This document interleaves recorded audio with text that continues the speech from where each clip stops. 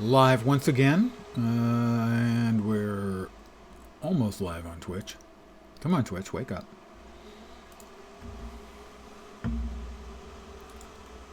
And on YouTube, let's see. Twitch has awoken.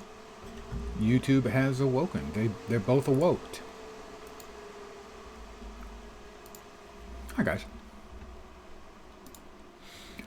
Me again. Hi. Here you can see my characters that I have created and played in the new league so far. A Void Knight is a level 91 Void Knight. Mr. Magic Man Guy, level 70 Rune Master. Squirrel, level 73 Beastmaster. And Fiery Fister, long story, Falconer. Warlock and Load, 67 Warlock, but this is Vulgarite. Good evening to whomever has joined me. So named because they're going to be dual-wielding Fulgurite shard knives. But now we're in the leveling up stage because those knives are high level, and I'm not.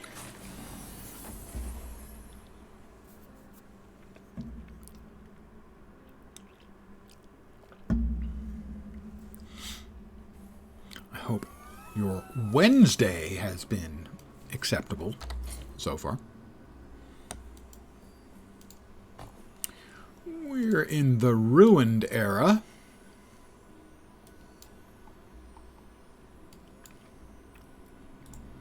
Getting to the Temple of Atera. Technically Act 2, I think.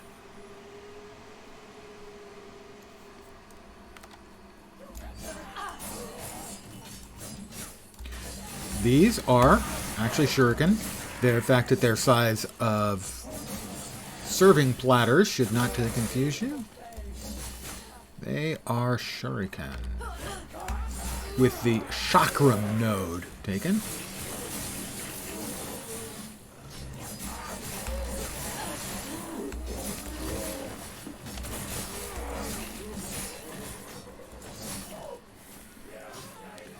Going to be hearing a lot of that shing shing.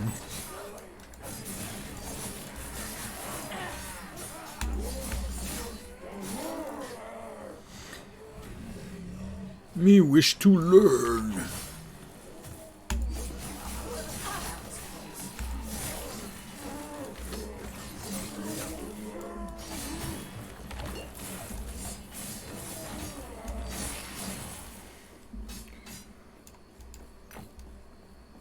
Let's see. Umbral Blades, we drop one there. Now they'll seek targets.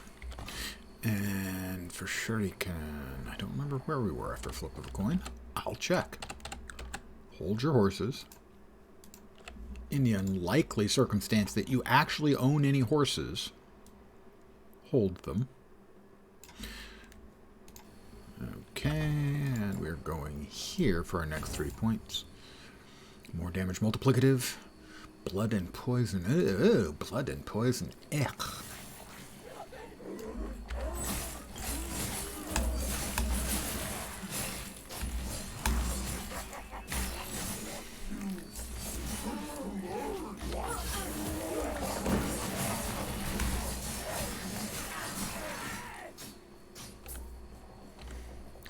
Poor guys. They're just corrupted humans. It's not their fault. Really. Much. Box of treasure. Box of treasure. Okay, an impressive treasure in each case.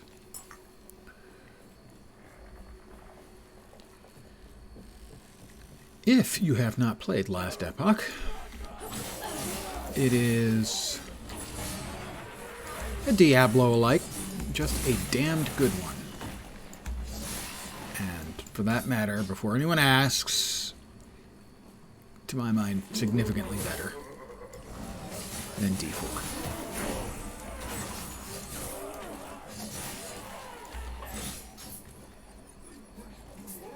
Sadly, I wish it wasn't the case. I wanted D4 to be really, really good.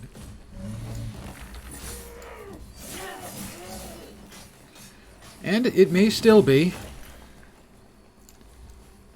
But if their re-itemization, their itemization changes in Season 4 aren't noteworthy, that game is hurting.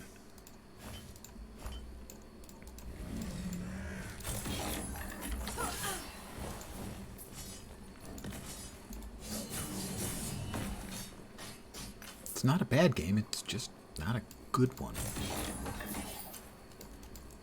It's like it has all the shape of an ARPG, but not the soul. It doesn't understand why ARPG players play ARPGs.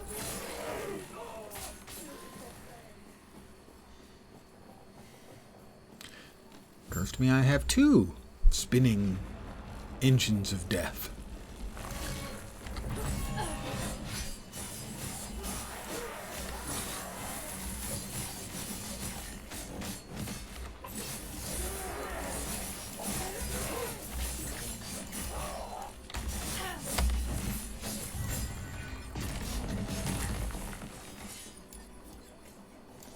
I am currently using a whole bunch of uniques. And one of which I even turned into a legendary. Didn't get a very good affix for it, sadly. But you can't have everything. Or so I've been told. Not sure why.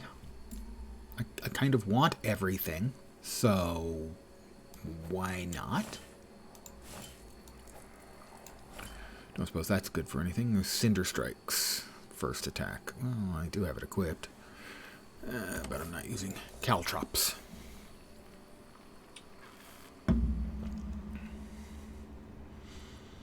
So eventually this is going to leverage 2 different Temple of Eterra. uniques. Or at least it used to be. I doubt anything valuable is left.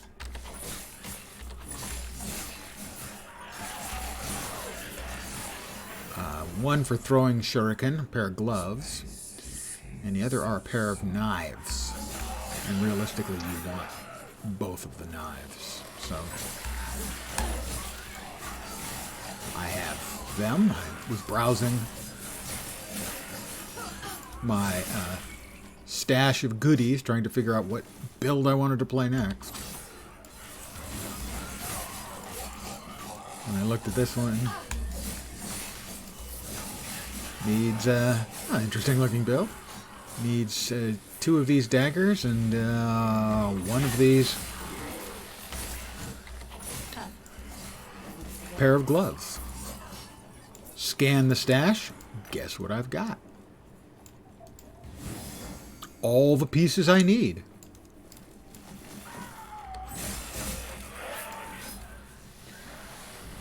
So I figured, what the heck?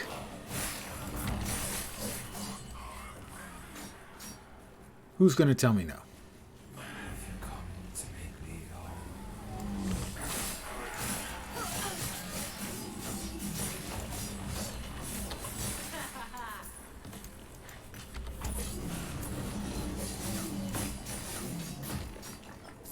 Now, eventually, we won't even be casting the umbral blades. They'll be auto-cast. And we will, in fact, remove it from our hotbar at that time.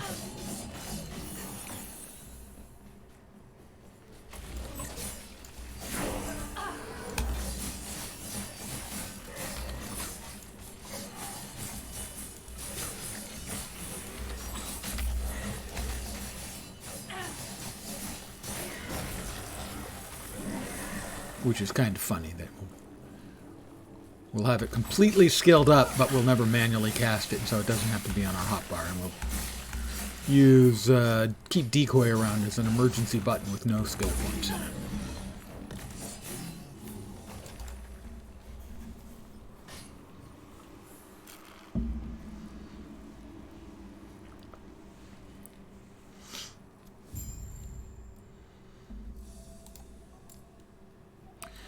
We are in Bladedancer, and we're skilling up this one because it increases our melee physical and throwing physical, and that means we double dip on the shuriken because it is throwing and physical. We have just added synchronized strike is another one we will be using. We got umbral. Where are we doing with our umbral? 8 to 9. 2 more points in that. All right. 2 more points in Steel Torrent. And we're not using this anymore. Let's go ahead and add Synchronized Strike. Jump forward and strike in an area in front of you while the shadows appear and simultaneously strike on either side of you. That sounds like fun. Nice little start there. Okay. And I guess that is automatically casting the Umbral Blades? Okay.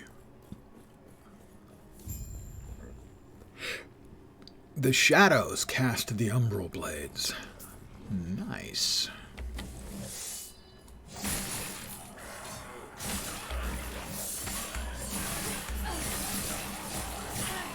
Uh-huh. Takes it a sec and they appear slightly behind me, but that's pretty impressive. And that's why we won't have to have Umbral Blade on our bars. They'll auto-summon and do their damage.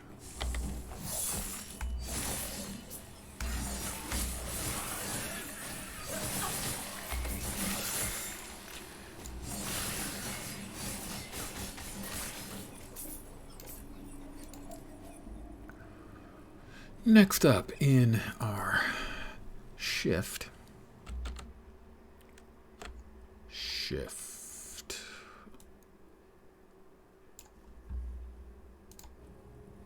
Another point there, and then we're going up to there. Right.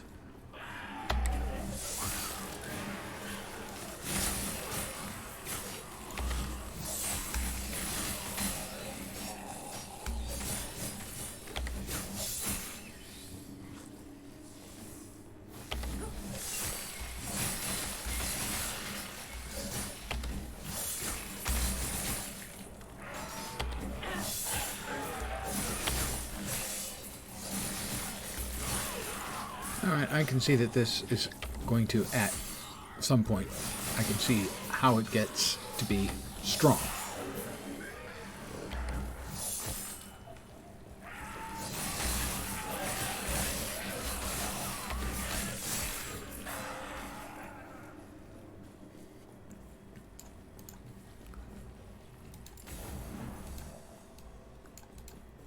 Grab that. We don't want to go back to the ruined temple. It's actually a little faster in my experience if we go back to town. Hello there, Major Kicks. It goes, if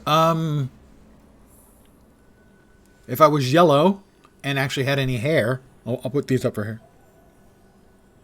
That was my impersonation of the emote you just used.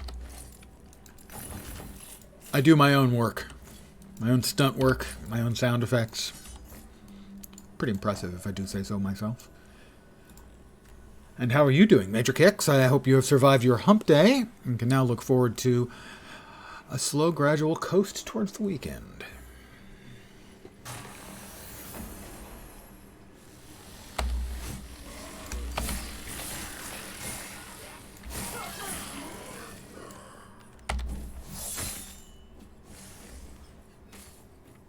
Surviving is definitely better than the alternative. You'd be significantly less interesting and fun if you were dead. Not no fun at all, but less. The Lotus Halls.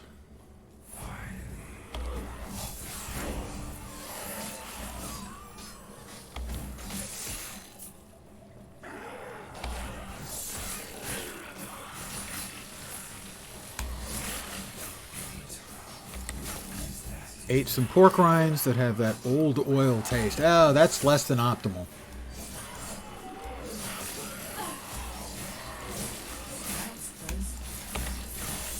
I have I've been known to pork rind it up from time to time.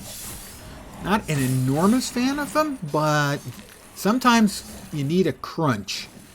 And they're a lot better for you than most of the other deep-fried things. Because sometimes a man just needs crunch.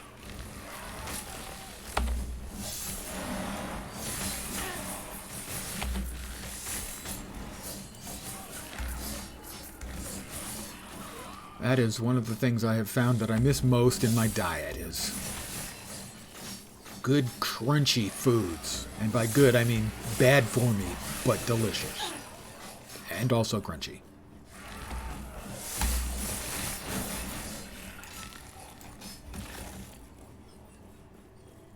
Normally they're good, just a bad patch. Well, yeah, that's going to happen with anything.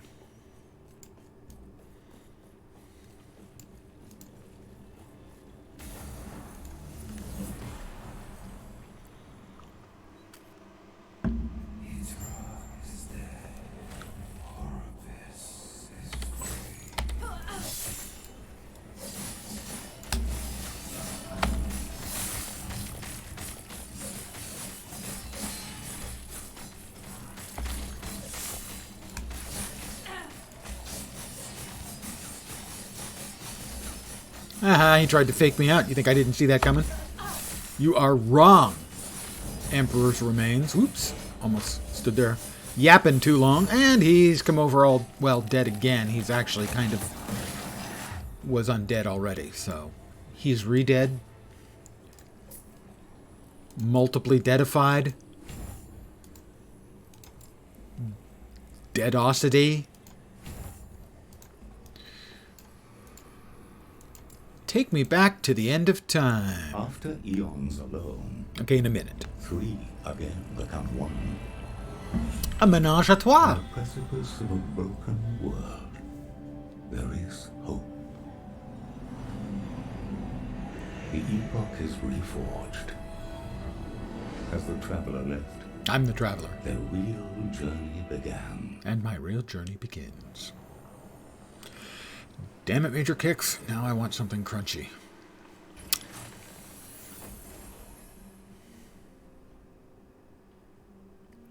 Okay. There we are.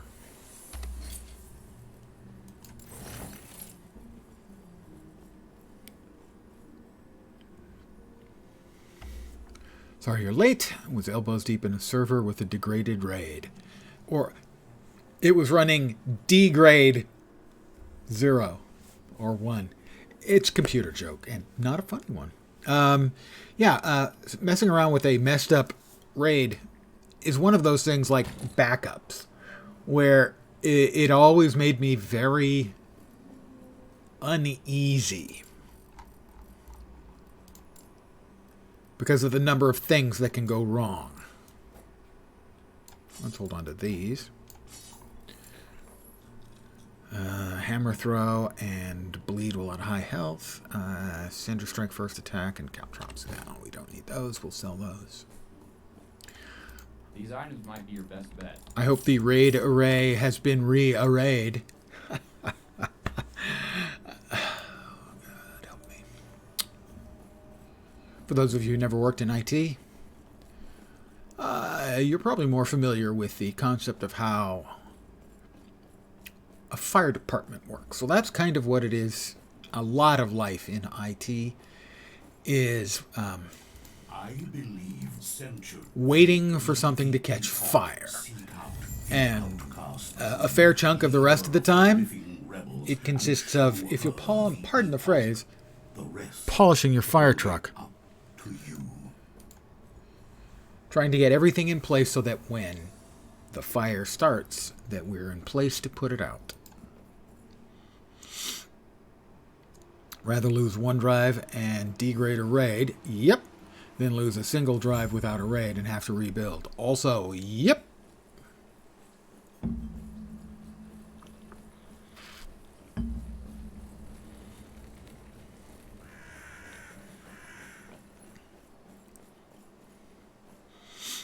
Is Raid 0 mirrored?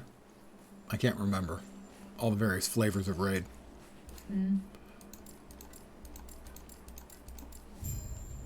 Yes? Stay safe. I'll stay safe.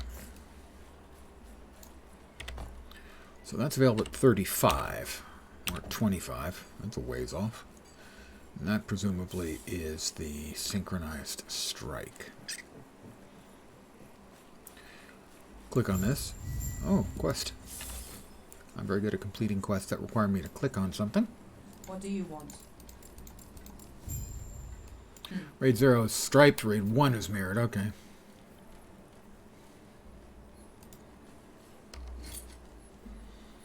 We used to work with mirrored striped drives on, I think on the Cray. Let's see. Well, can we add anything to this crafting-wise? Let's try. I don't think that's going to affect it until we get to a higher. The server was mirrored stripes. Need to be level 27 to... Ooh, more throwing damage, so that is to our advantage. Good. I like things that are to my advantage. I'm selfish like that.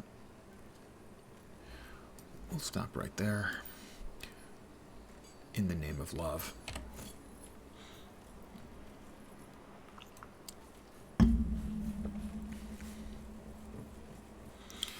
Is there such a thing as showing up late for stream? Well, I do take attendance. For those of you not paying attention, that was bullshit. It is a fact that I am a creature of habit. He's very old. He likes things consistent. I do. I really do. But then I always have. It's not because I'm old. Maybe it's more because I'm old. But I am very, very much a creature of habit who gets uncomfortable when forced out of my habits. Not that that's that unusual any longer. That's true for a lot of people.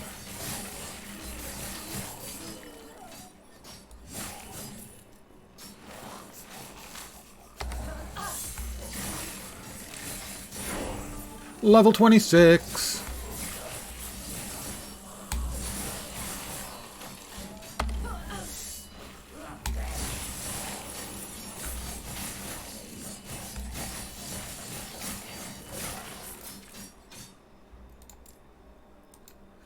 More damage for my pizza plate-sized shuriken.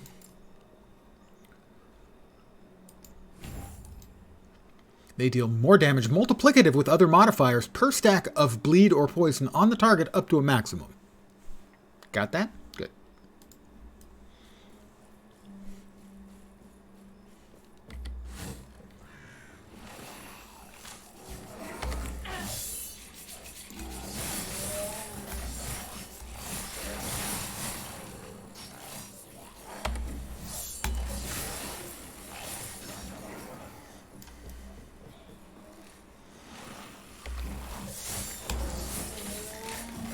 And those will take care of that thing.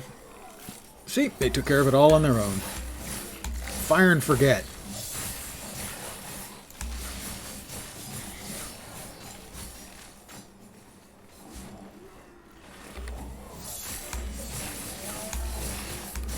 My days are very, very routine. I wake up. That's a good start for a guy my age. Any day you wake up is a reasonably good start to your day.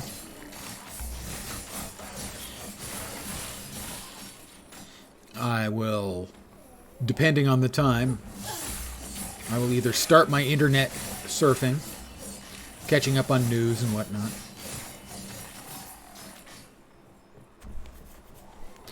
or I'll have my breakfast/lunch, which most days is going to be a bagel with a few measly cold cuts on it. About 230, 250 calories.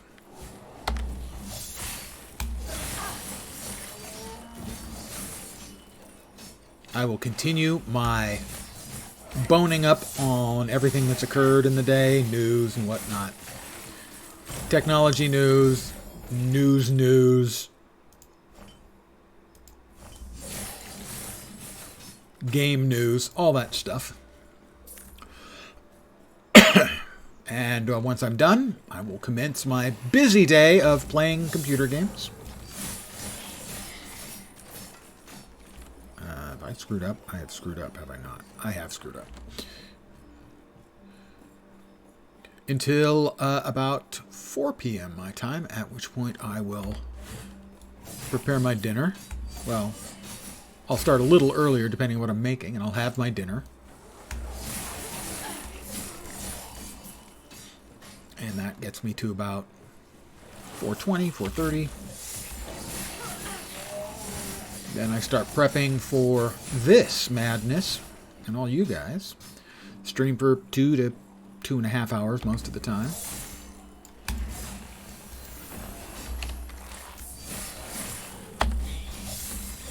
Call it an evening streaming, and then get up, stretch, walk around. Most nights, but not all nights, I'll have a late night snack. Another 200 to 300 calories most of the time. And under most circumstances on any given day, we're talking about 1,300 calories, a whole bunch of computer gaming.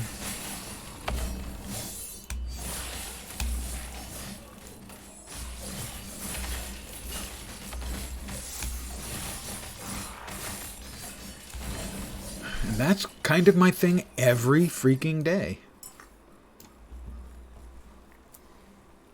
No chaotic organization, eat dinner so early. I do that. I mean, historically, that's the old people eat early. They go to Denny's for the, what is it? Sunset dinner or something like that. No, I do that because I need to be ready to stream at 5 because that's prime time for Twitch. So I have in fact genuinely changed my entire schedule around to make sure that I'm exactly where I want to be in my brain and day to stream Twitch starting at 5 p.m. my time.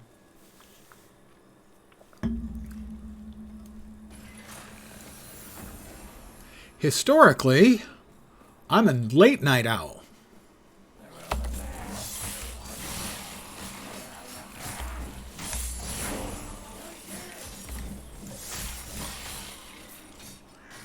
Most of my professional life, I either worked swings either officially or because that was my chosen time. Because it was a lot of times the only time I could get to work on people's systems or on the overall systems and not getting anybody else's way. So I worked evenings for most of my professional life.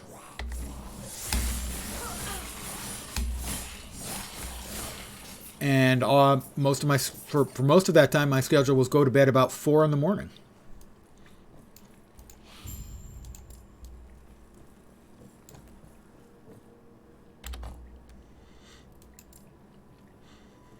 We're going right back to the ruins of Wellrun. You see, I don't have the magic item to open this door, so I have to go into the future and find it on a body, then go back to the past, use it to open the door, kill the guy, and put the object back on his body. It's just simple science.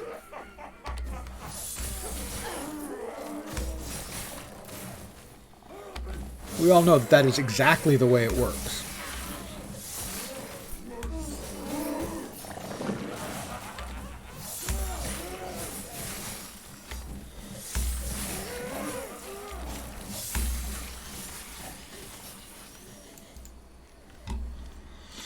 Now, so the entire scheduling for my day is predicated on streaming at 5 p.m. Pacific.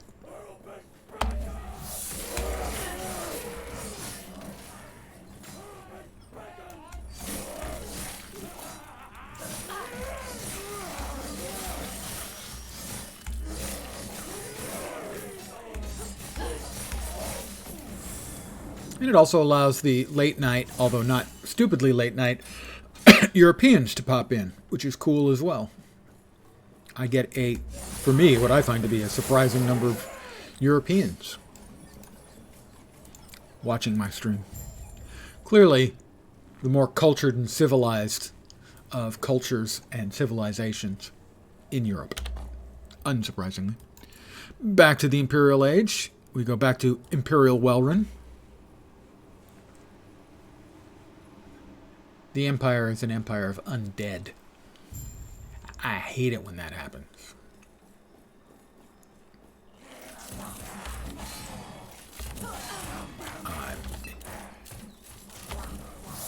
Twice in a row, I was interrupted in mid-leap by being stunned.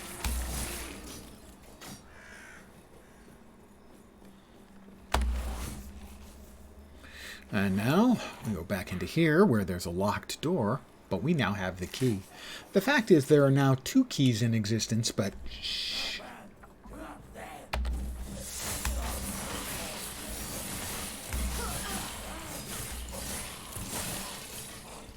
We got another level in there, and that, we have now maxed out our melee and throwing physical damage increases, along with a side order of dodge on that. We had just finished up 4-4 on Steel Torment. Torment! And next up, Umbral Blade hits inflict a stack of Shadow Dagger on hit while using a dagger. Not currently using a dagger, we'll be using a dagger later. And also a point in Shift. Essentially sort of a teleport.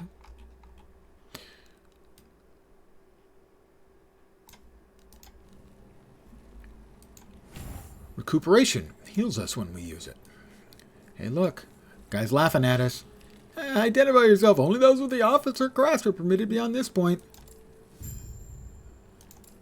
What are you doing? Guards! Guards! His name is Humpsk. He's a looker, as you can see.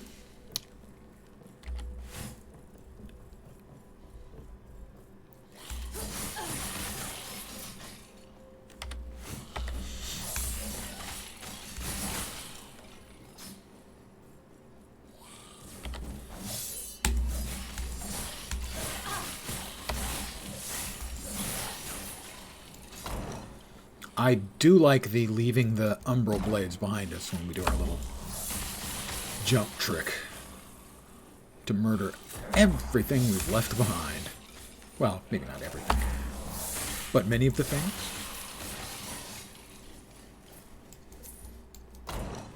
Bad guy in here.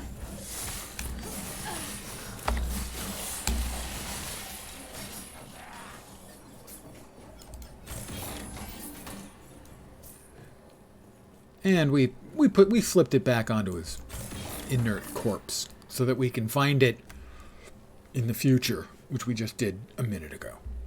Clear? Now we're continuing here in Imperial Welrun. Oh, we'll just... Oh, it's faster actually to teleport, even though it's like 40 feet outside.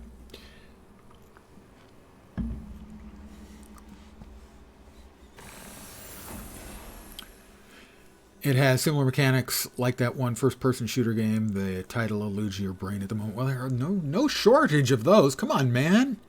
You gotta have a clue for me.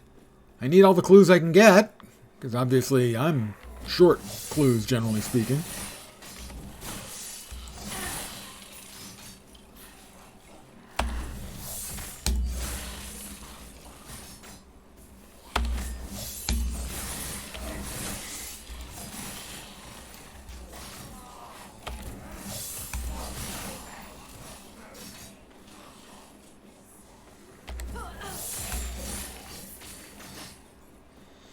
I am digging the way this one plays already.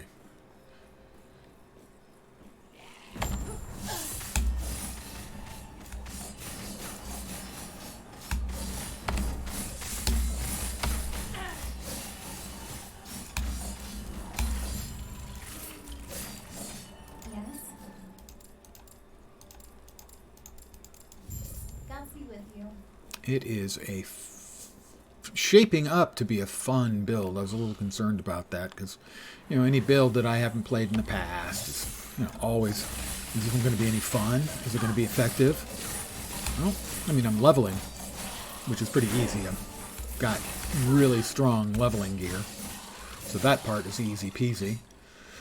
It may or may not be lemon squeezy. You know, it's hard to know for sure.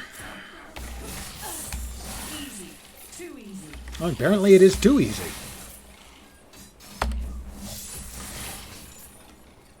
Alright, bossy dude here. Oops. Sorry. Sorry about that.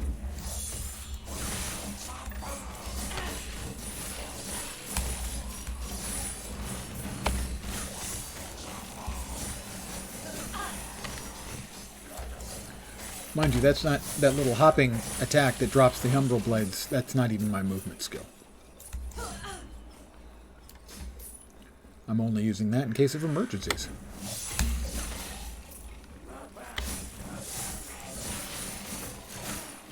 Whoop, we got a unique drop. Bone Harvester. I have a bunch of those already. Definitely going to go with an Acolyte for my next build. Either a Necro or a Warlock, I think. Lich is possible, but less likely. Note, this character was just created like 3 hours ago, 2 hours ago, and I'm already thinking about what my next character is going to be. Yep, this game has got so many build options. That's what makes it fun and interesting. Which one was I even looking at? Oh, that's right. Duh, with passes. After we finished up that, we go to 6 in... Wow. Skiasynthesis, or Skiasynthesis. When you create a shadow, you regain health, and skills used by shadows deal increased damage. I'm assuming Skia is the root word for shadow. So it's shadow synthesis. I don't know that for sure, but...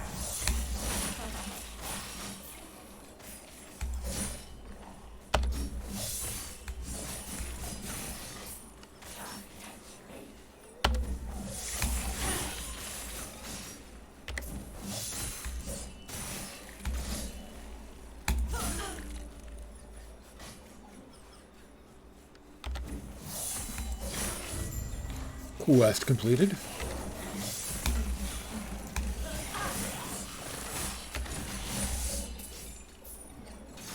Look at all those lovely spinny blades.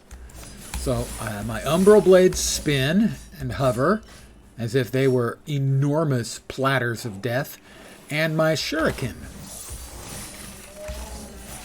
are pizza pie sized chakrams.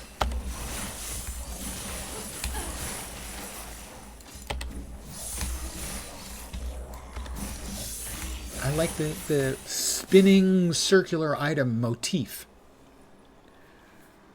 Well, I was speaking about the chakram. The chakram are smaller. They're probably about yay big. The really big things are the umbral blade. So this is the chakram. You're right. That's pretty goddamn big. Biggest place I know of is I can buy 18-inch pizzas. And that does look like larger than 18 inches. Although it also has sort of this red spinny area around the outside.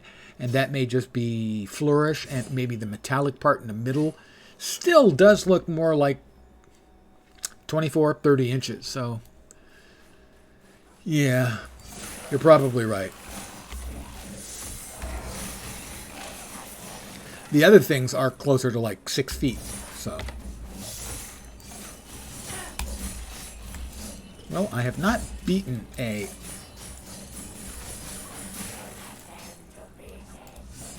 exiled mage yet on this character.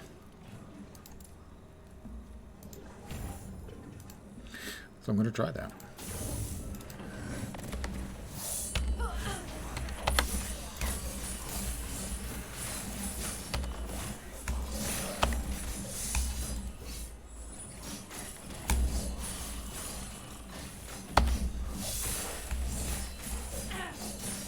Not fast. Of course, he's jumping around so much that my blades aren't really doing much to him.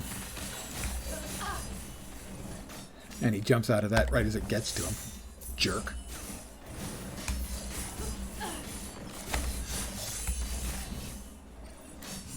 Hopping around like a jerk.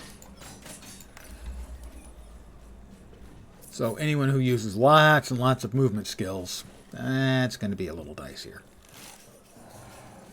Not many bosses do that, so that's going to be less of a factor than it might otherwise be.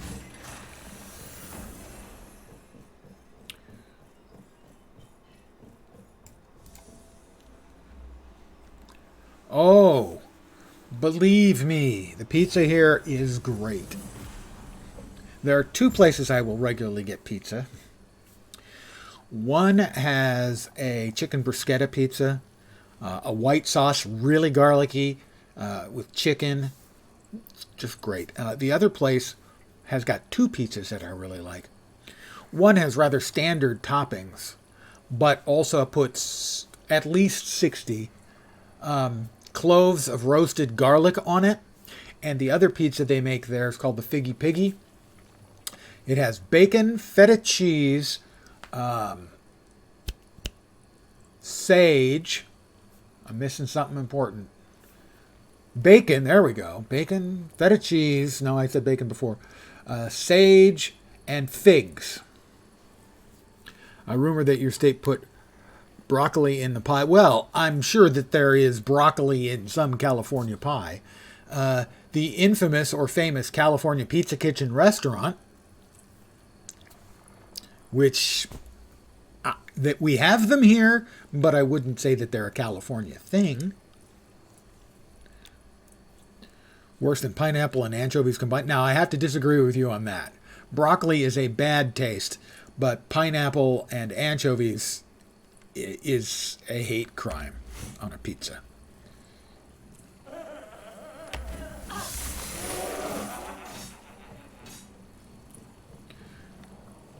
Now, I also hold a somewhat unusual stance on pizza in general, that it can be delicious and not be a pizza. It's basically a flatbread with toppings.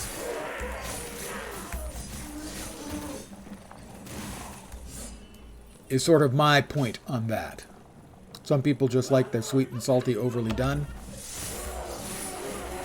So, for instance, there was a place many years ago near me that had a delicious, well, they called it Mexican pizza.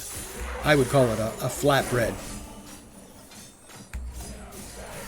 with toppings.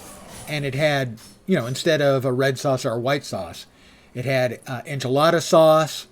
It had chorizo, which I love, by the way, a lot of cheese.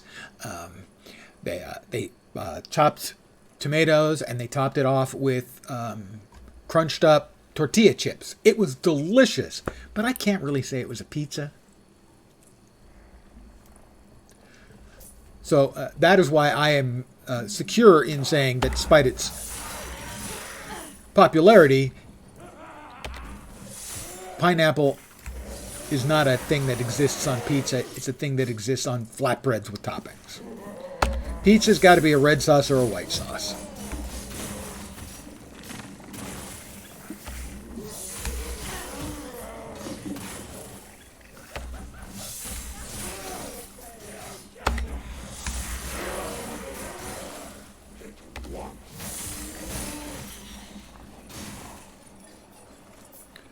Pizza became a useless definition ever since the calzones were added to the category. Well, calzones are great too, but they're not a pizza.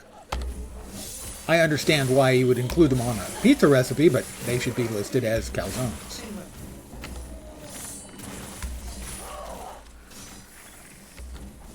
It's like stromboli. A stromboli is closer to a calzone than a pizza, but I don't think technically I would classify it as a calzone, because it's very specific in its, if I'm correct in my pastaology, that it's very specific in its ingredients.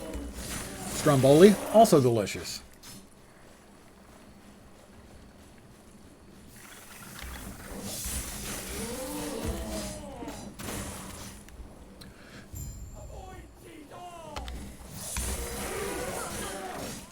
I'm certainly a supporter of anything you like on your flatbread with toppings is great. But let's not call it a pizza.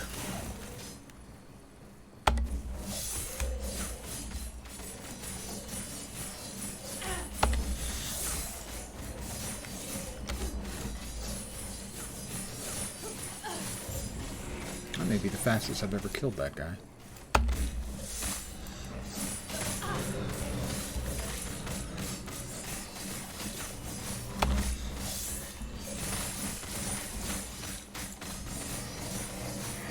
And he didn't last very long either. For me, what classifies it as a pizza is it's a standard, classic, round pizza with a white or red sauce and a wide array of relatively standard possible ingredients. I allow a little bit of flexibility. So, for instance, the Figgy Piggy has figs, which is non-traditional, but is freaking delicious. It also has feta. But if someone chose to say that's not pizza, I wouldn't really disagree with them.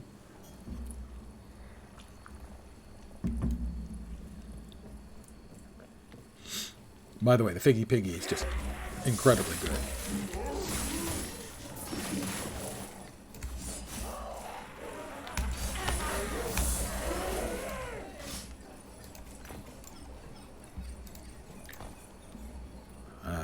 Travel to previous location.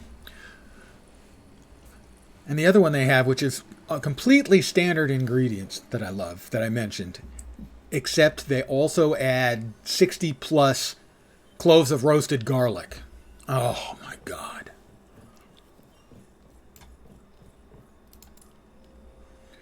Redonkulously delicious.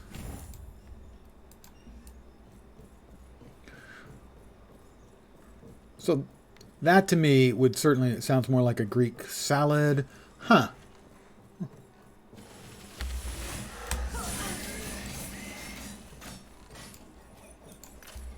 Certainly the feta and figs, maybe. Not the bacon.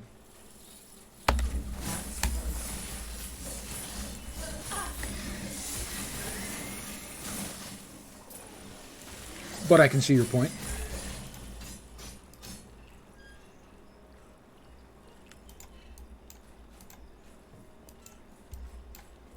Come on.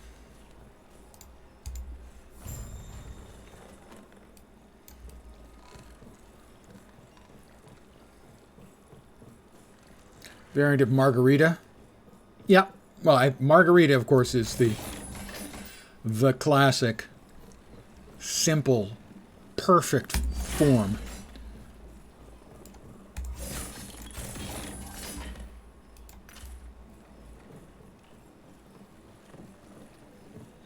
And we got another point in Umbral. I guess I'm taking umbrage at the Umbral. No, that's not going to work. 11 to 12 in Umbral. Where are we at?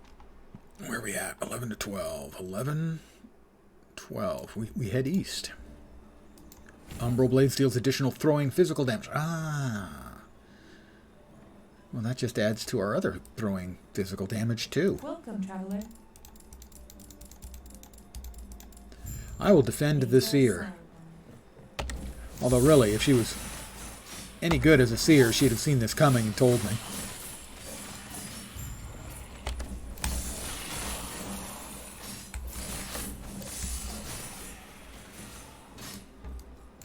Welcome, traveler. May Eterna smile upon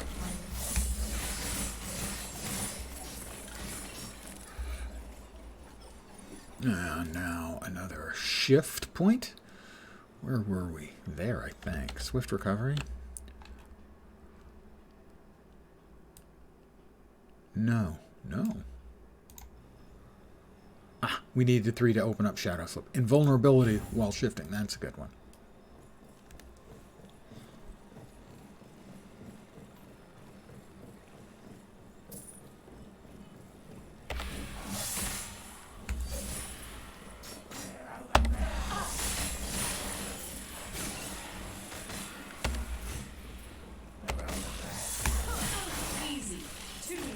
Easy.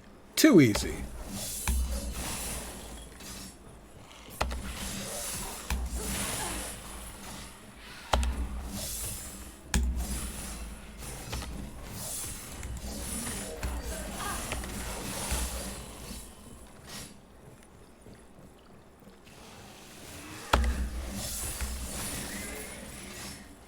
We'll skip the exiled mage. At low level, it's just taking too long. Not really worth it. Level 30, a din.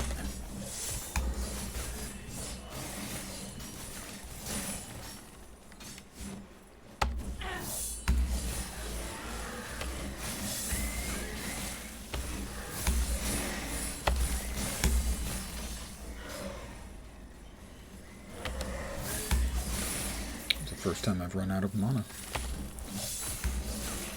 I will have to keep that in mind, that when I'm vibing, grooving with the use of this particular build, that I may just run out of mana from being too cool too fast.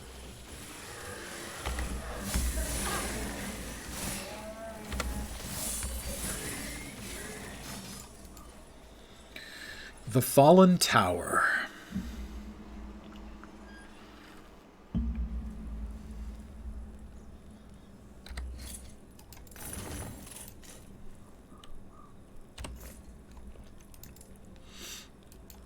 More skiosynthesis.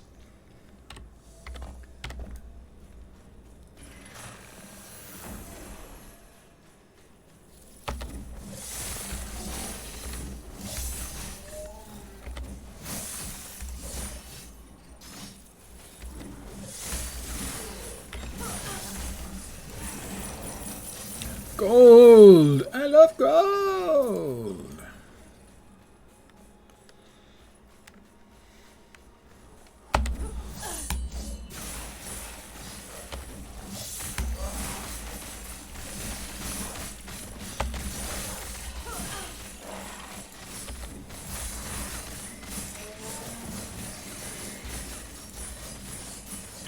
Let's just spam it at him.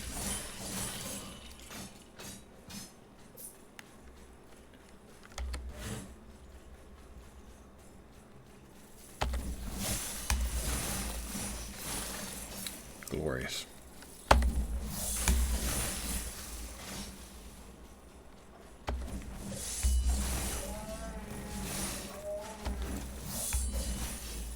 Easy. Too easy. Easy. Too easy.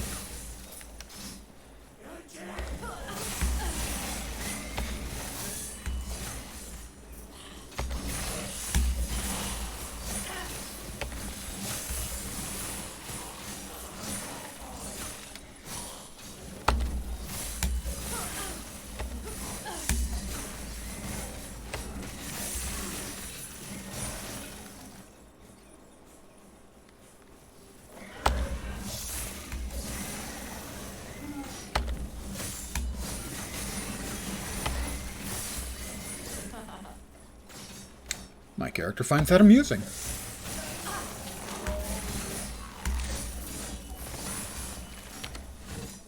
Into Imperial Fatima. We're heading for this big boat you see here. We've got an admiral to kill.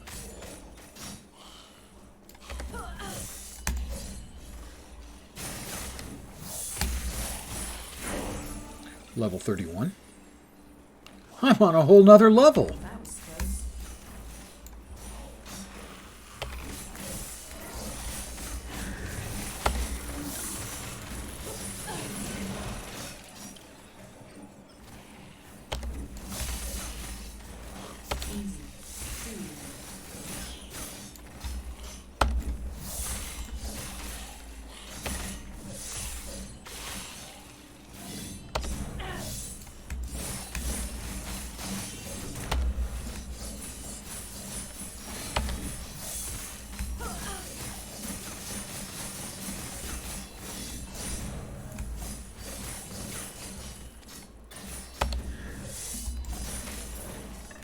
Somebody hit me pretty good there.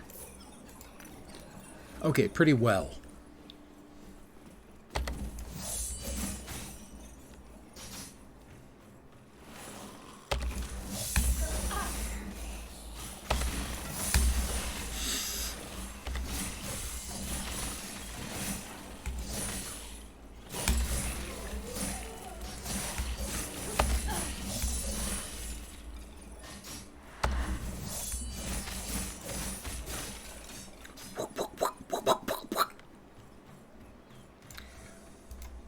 onto the Darkling Pier, and then the boat.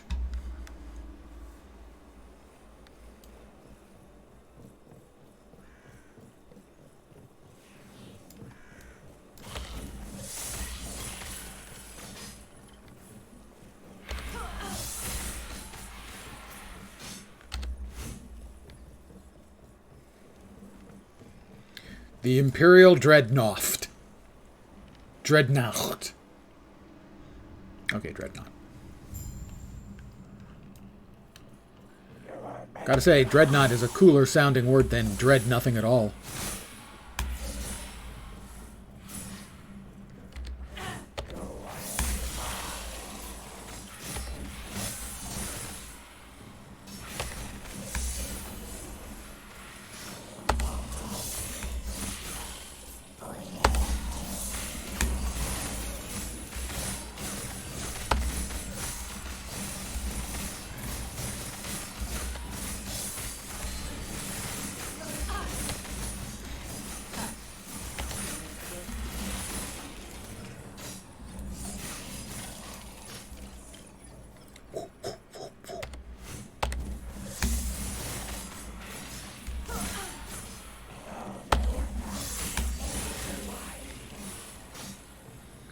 So this is really fast work because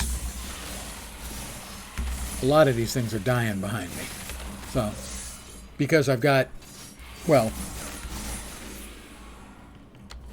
really good leveling gear, I'm not particularly worrying about any of the other gear stuff. So, what's dropping behind me doesn't really matter because we're moving so fast. Experience points matter, but most of the loot at this point isn't because I'm running leveling gear that's really strong. Level 32.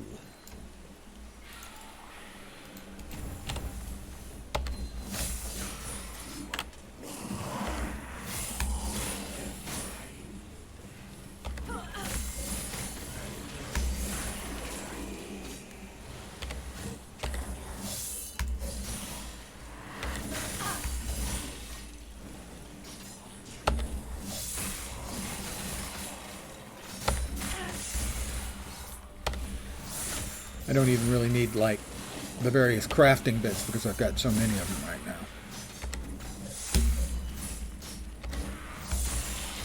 Because I have been hitting this game pretty damned hard.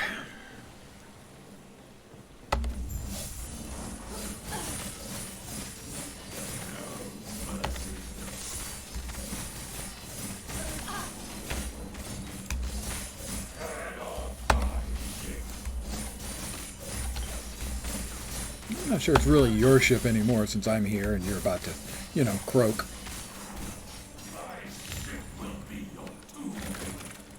Maybe not. I'll break these chains. We've got Alric out of the bad situation he was in. And now we're going to get into a bunch more bad situations with Alric. In fact, the intermediate acts of this game could be called Bad Situations with Alric. Actually, kind of refreshing. Now, where are we? How many am I putting into jagged carvings? My guess, more than one. Just one. My guess, entirely wrong.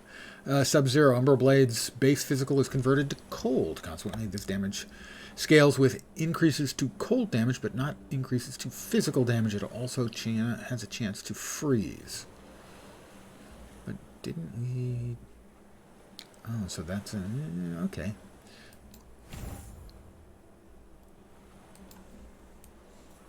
What's the next one after that? That would explain why we're going that way. Additional freeze rate have a chance to chill. Chill is nice. Chill is always a good thing to hit the mobs with. It slows down their attacks. So. A lot of items of gear, as you're crafting them, they don't have two really good suffixes. A safe one to throw on is chill because slowing the enemies is always good. Whereas something like poisoning them or setting them on fire, the amount of difference that's going to make will be really small. You know, one ignite or bleed on a critter isn't going to do much. But slowing its attacks is always good news.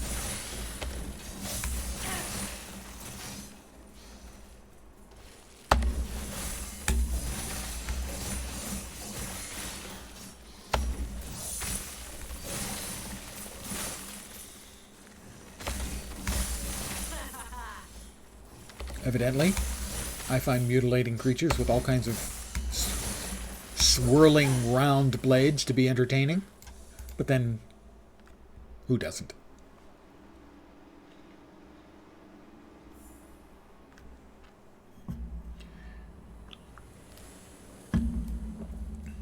Oh, these things. Hate them.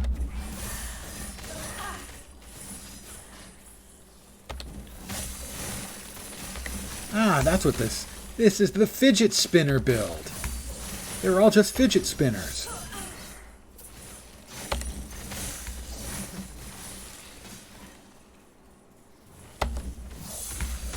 They're just really big, bladed fidget spinners. Alright, that's enough. I'll go back and grab them.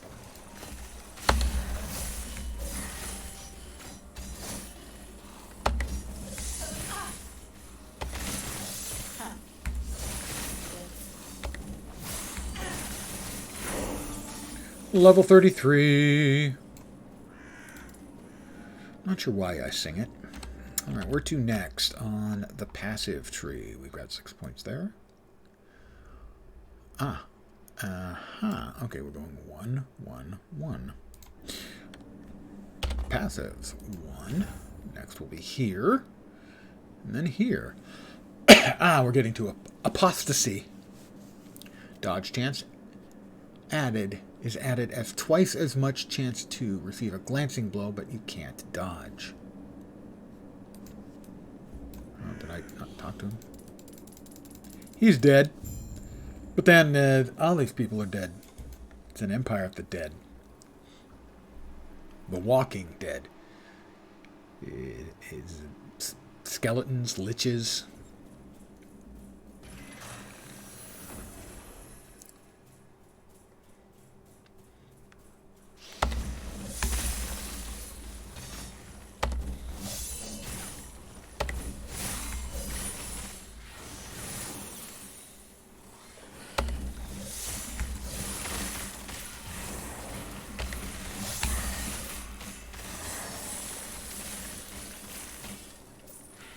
Oh, I did click it. Okay.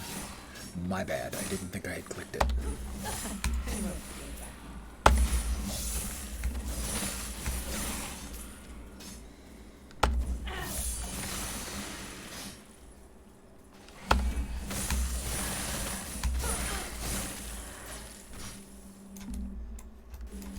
Whoops, misclick. Hold on. There we're back.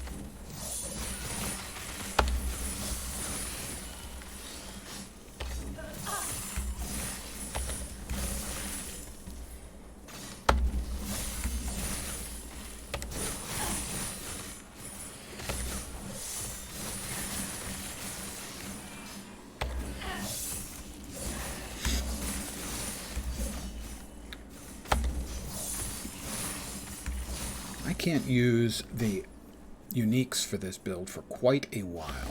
I'm not sure what level it is for the gloves, but the uniques that the build is kind of designed around, the fulgurite daggers, aren't available until like 60 odd, I think.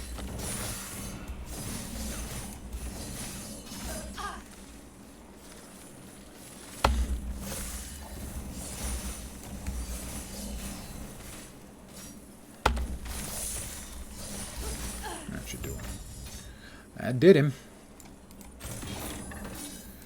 More treasure. That's why we do this. For the treasure. Treasure for the treasure. For the treasure. And the ladies, of course. Lord knows, there's so many ladies that dig a gamer.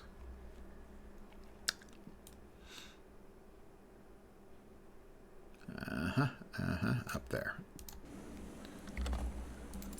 And up here, base critical strike chance. That's a good one.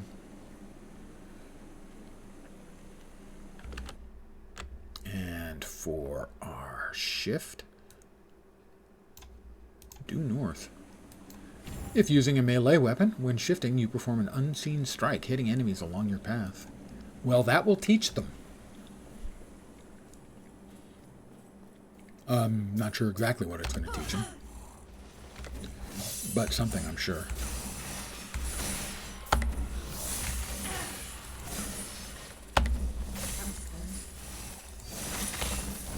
Whoops, that we're going to pick up.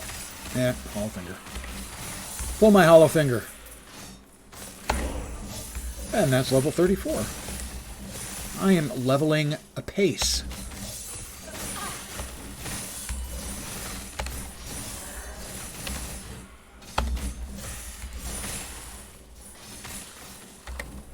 I had to slow down a little bit because I'm running out of mana. You can go negative mana.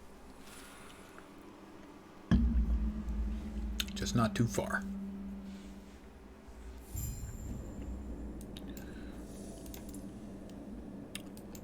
One here, Shroud of Dusk.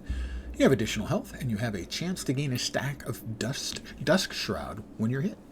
Each stack of Dusk Shroud adds 50 dodge rating and 5% chance to receive a glancing blow. Now, the way the Oracle. Hi, Alric. I've seen how you handle yourself. Welcome to Majelka in the Imperial Era. Again, more deadies.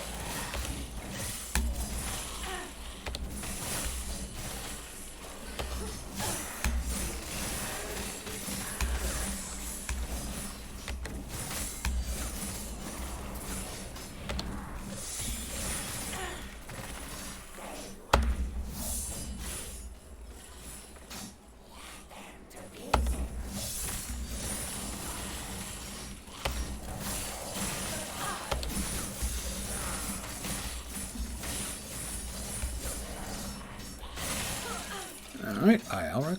Definitely, this build, I can really already feel it. Buried in the slums. Most builds are not this powerful at this level. Hydrate and stretch because they're not channel points yet. Oh, I see what you did there. Because I'll forget, send me a PM in Twitch. That'll throw a flag up, and I'll be able to write it down on my list of things I need to do. There. Oh. The sun's still up and I'm doing my laps around the chair. 1, 2. Chair dancing. I'm dancing with the chair instead of dancing in the chair. 3. Oh my God, I'm so exhausted.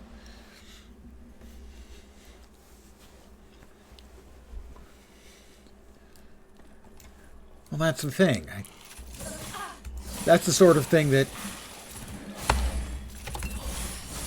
I don't know when I'll get around to. And the if ever is implied but not spoken.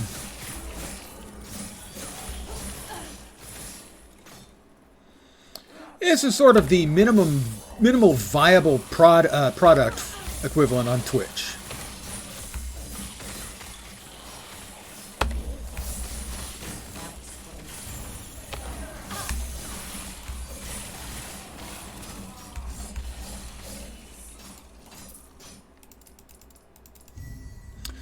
Another passive point. And there we are. We now have apostasy. Lens the apostate. Lens has a prostate. Wait, what? No. That wasn't what I meant.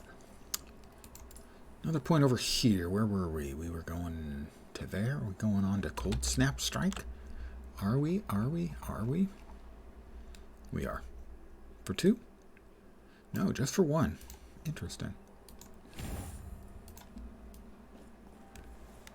Well, I guess because they're spinning, they do a whole bunch of attacks. Therefore, a 12% chance will probably be enough.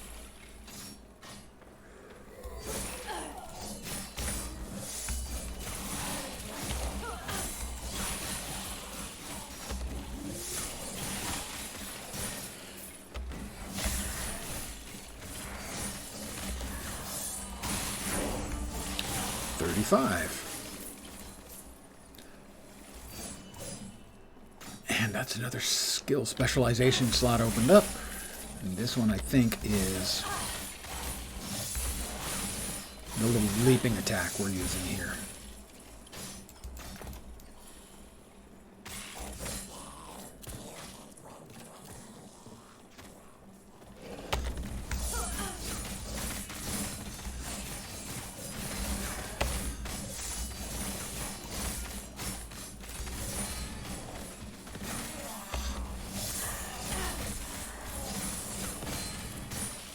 Quit leaping around like that. You're going to hurt yourself.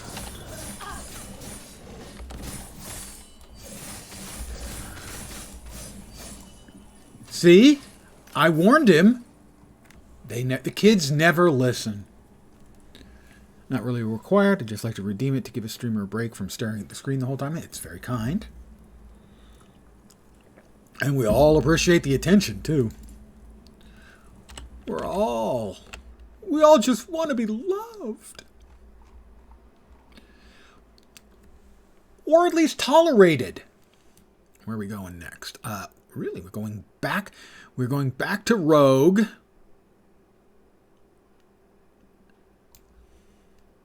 And just that far? No. All the way to there. Got it. We're going back to Rogue. Passive. Back to Rogue. Going here and then here so that we get a bleed stack. Lots of bleed stacks. It'll be 3 points here and then 5 points there. I know, imagine being tolerated outside of the family, and even then, well, yes. They kind of are obliged to at least pretend. Next up will be our synchronized strike. Boom, and we have 7 points.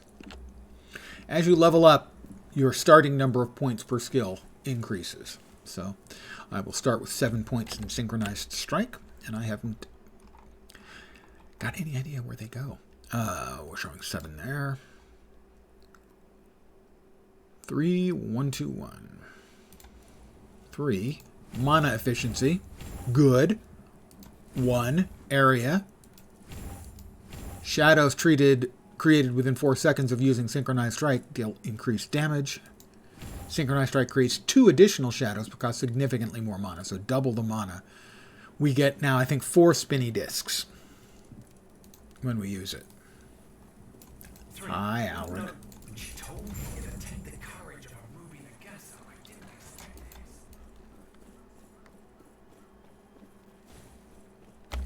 this. We'll now test our theory. Could be double one over another there. We meet once again for the very next time.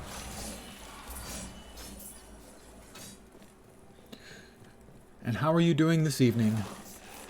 Chuckles.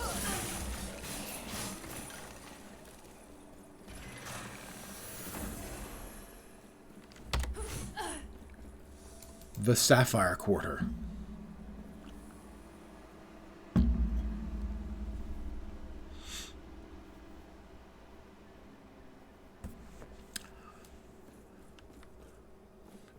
So in my ongoing, not complaint, but notice of the fact that we are seeing a lot of good, interesting games coming out.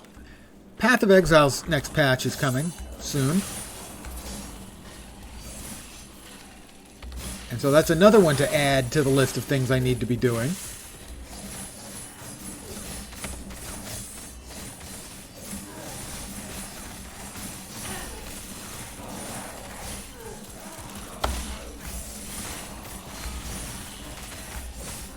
Coming up in like 2 or 3 weeks. Just ate a calzone, feeling good. Once it wears off, you'll be miserable again. Well, that is the paradox of life. Not sure why. Where are we off to next? Off to all 5? All 5 there next. Shadows created within 4 seconds of using Synchronized Strike. Restore health on creation. Well, that's nice. Who doesn't like heals? This square, I wish I'd seen it. I can only imagine how she feels. So far tonight, we've been talking about multiple foods that I want. Too easy. We started first with the crunchy food. That wasn't specific. It was mostly chips or pork rinds, you know, something crunchy. Then it was pizza and calzone, and now we're back on calzone.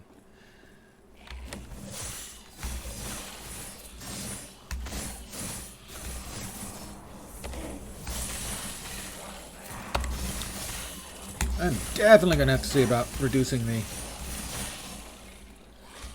mana cost on that for sure.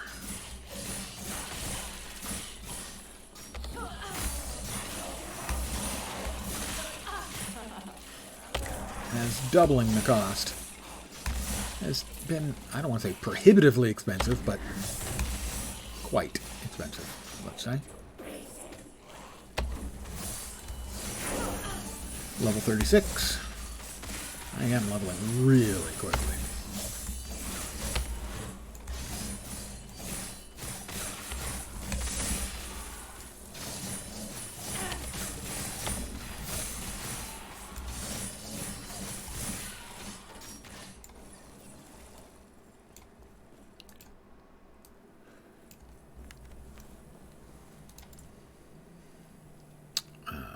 We need 3 here. This is just a straightforward attack damage or throwing damage buff. Another one here. This is going to be in Shadow Rush. Whoa, what a rush. A word of advice. Don't ask her about the diamond matrons. I won't ask her about the diamond matrons. Oh, we actually don't want to run there. We want to take his portal. Oh, it's magic. You know.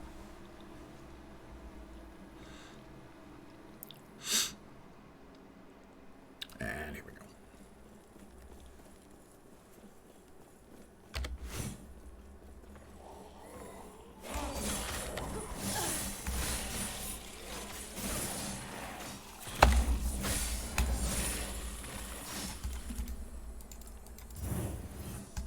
Into the Oracle's abode. I'm getting all choked up.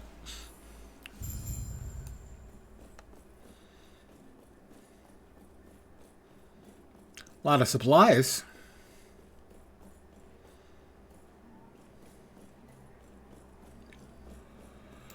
Pardon the yawn. Let's make sure. Okay, yep.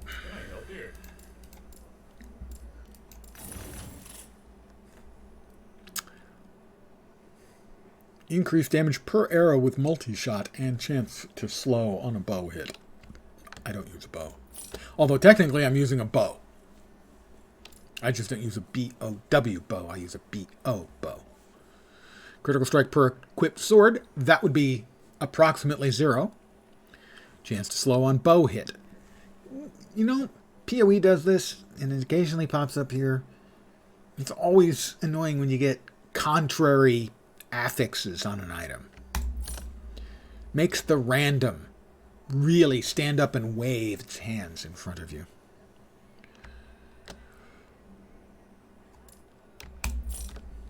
What do we got? Snowdrift, cold pen, cold damage with spells and attacks, increased movement speed per 2 decks.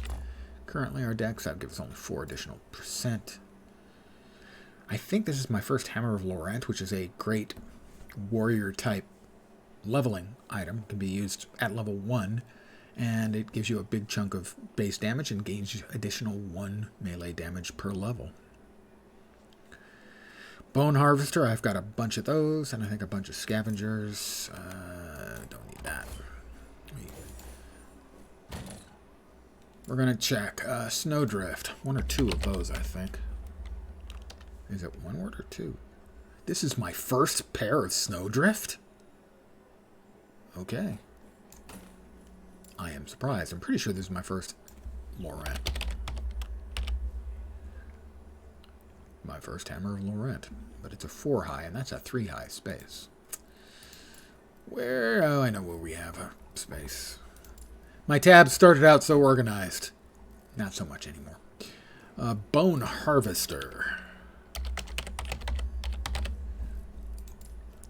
We've got an LP2 there. An LP1. And 2 more LP2s. What this tells me is we don't need the LP0. How about the Scavenger? A couple of them, it looks like. 2 there. Do we have one with legendary potential? We have one with legendary potential of 1, so that can get sold. How about Hollow Finger?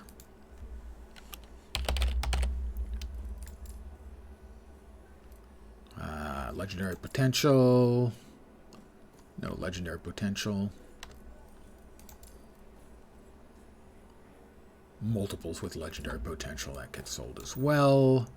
Clear that. God, the tab and inventory management is just so freaking good in this game. Compared to literally everything else, but especially Diablo 4. Oh my God, does it make them look like utter incompetence. Same thing with the loot filter.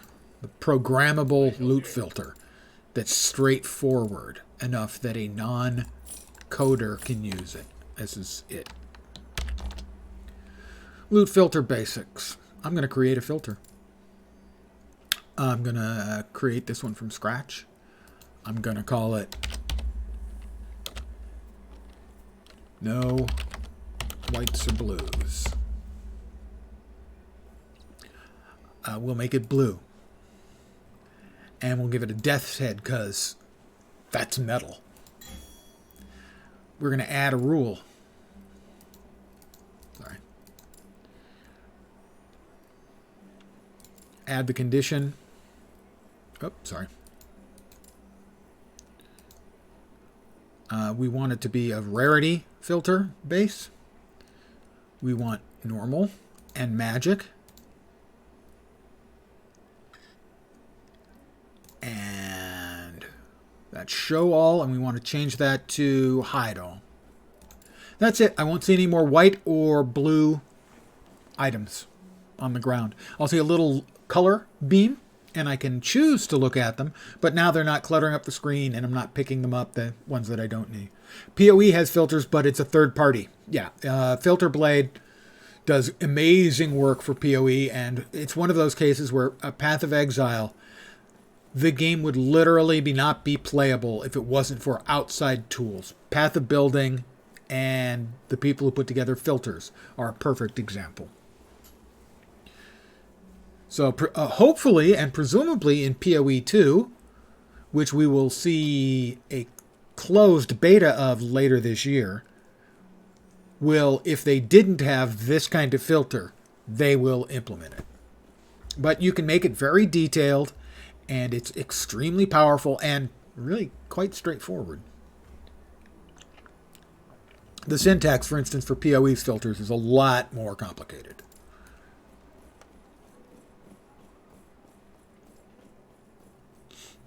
Oh, I did want to do a quick check and see at what level I get my gloves. Where did I put those?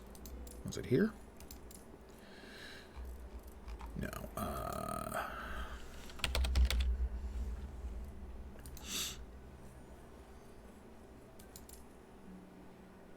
Yeah, there they are.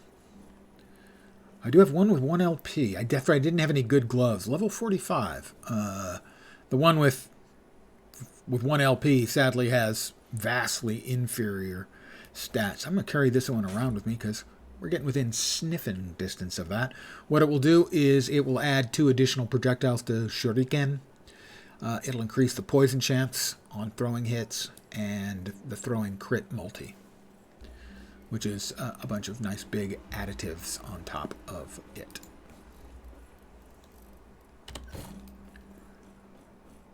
Up first, we have a side quest to go back to the Shining Cove. And we're going to do a little time travel. Nice to see this game implemented a filter of some sort. So how overly broken can sets and uniques be? Uniques can be pretty broken. David Harbour, the actor, he designed an item for the game, with the help of the devs, obviously, called the Wraith Lord's Harbor, and it's pretty busted. The sets, however, are generally considered to be very weak. There's only a couple of individual items that get used, and no sets are really competitive right now. They need to be improved. But all of the sets were created pretty early in the game's development. And it wouldn't be fair to say that there's been power creep. There's just been better design, which generally leads to a slightly narrower focus on an item, and therefore, within that narrow focus, a bit more power. But certainly, some of the uniques and the builds, it's not really so much just the unique. It's the fact that because of the amount of sort of individual tender loving care you can give to a skill.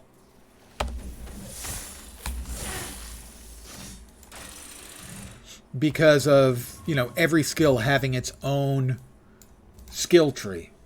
The amount of customization you can do within the skills to fit with the uniques can make for some pretty busted ass builds. Right now, the single biggest busted thing in the game is Ward, which is similar to PoE's Shield, except it works differently in that it decays on its own.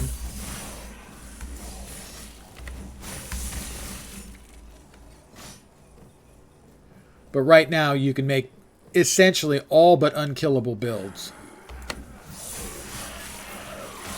with enough ward. They have said that, they are aware that certain things can be broken, and going forward, what they hope to do, or be able to do, is not have mid-season ability nerfs. Now, they're currently nerfing a couple things, but it's not really an ability nerf. It's because they're breaking the server. And that's not really a nerf. That's a bug fix.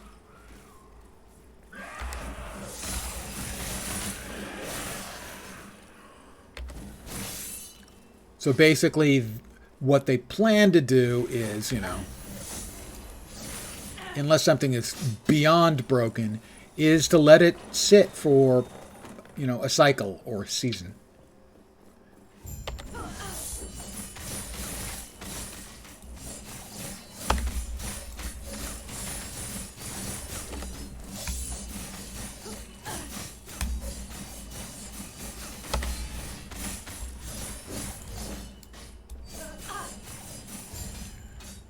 Ooh, we got a rare shard. Sentinel, necrotic damage taken as physical shard. There's the sapphire tablet. We will now go to the entrance to a dungeon. In short, while in season it can stay busted, but once new seasons start, it will almost certainly be balanced. Yeah, that's the way they want to do it. My assumption is they're probably going to examine what they may do regarding things like there is a ladder for the arena system here. It's not a great one. It was very early in development, and so it was, well, what else can we add to the end game? And they said they're not going to make any adjustments to how it works now, that anyone who's using one of these busted builds, their numbers will stay up, but they're going to look at the system in the future. So in the future, if they find that something is grossly overpowered because they missed something, and they're a small team, so they're going to miss more stuff than they do in PoE, they will consider making adjustments to how it affects the arena in the future. 45, wasn't it? 45, and I'm 36. So this is a level 55 dungeon. I will probably come back here at somewhere around level 55. And what I'll be doing is, if you run through the dungeon, you beat the boss, you exit the other side, it allows you to skip in the Divine Era a whole bunch of content and get to the Circle of Fortune earlier than going through the entire storyline. Unsurprisingly, we're ARPG players. Skipping the storyline is kind of what we want to do. So it's somewhat going to follow PoE in some extent, as far as I can remember. More or less. Generally, PoE is more likely to nerf stupidly overperforming stuff. And definitely they will, again, if it affects server. That's a common sense approach. If it affects server stability, gotta go.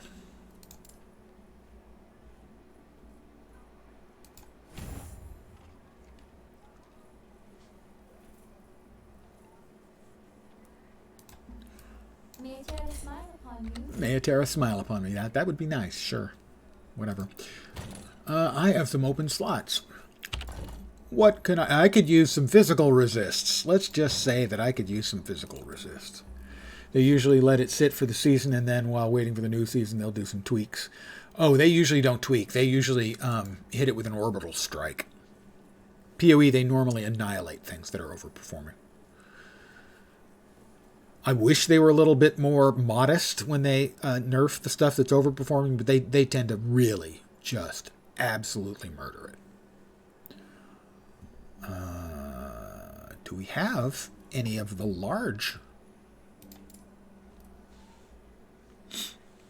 Vitality, increased damage while wielding a dagger. Not wielding a dagger just yet. Give me time. Crit multi while dual wielding. I'm not dual wielding. Poison on hit. Damage while wielding a dagger. Poison on hit bows. Detonating arrow. Bow damage. Falcon strikes. Double damage with falcon strikes. Critical strike chance per equipped dagger. That one's coming in later. Umbral blades per stack of dusk shroud. Okay, doesn't look like we've got any real winners there. We need physical. So let's get physical. Like Righteous Fire was busted for the first 4 to 5 seasons before they tweaked it into the ground. Yeah, they nerfed it, but it was still always playable. Pox, I believe, P-O-H-X, is a streamer who has every season he makes a new build guide for all of the new additions and changes for Righteous Fire. And I've played his Righteous Fire build. The only Righteous Fire build I ever got that worked was his. Physical. And we're looking for... That's not a bad one.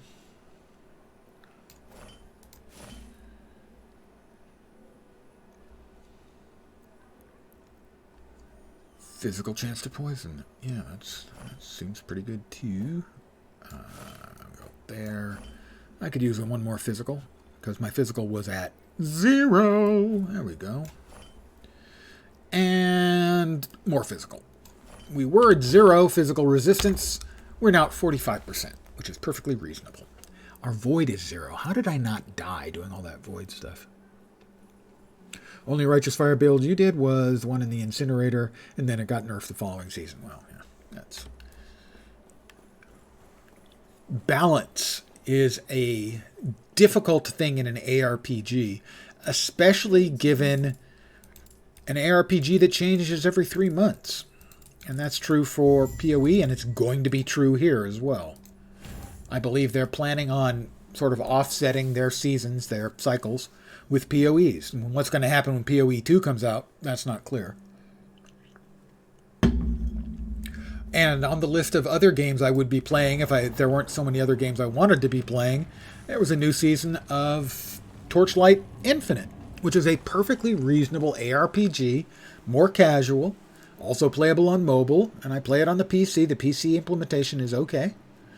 The UI is serviceable, almost.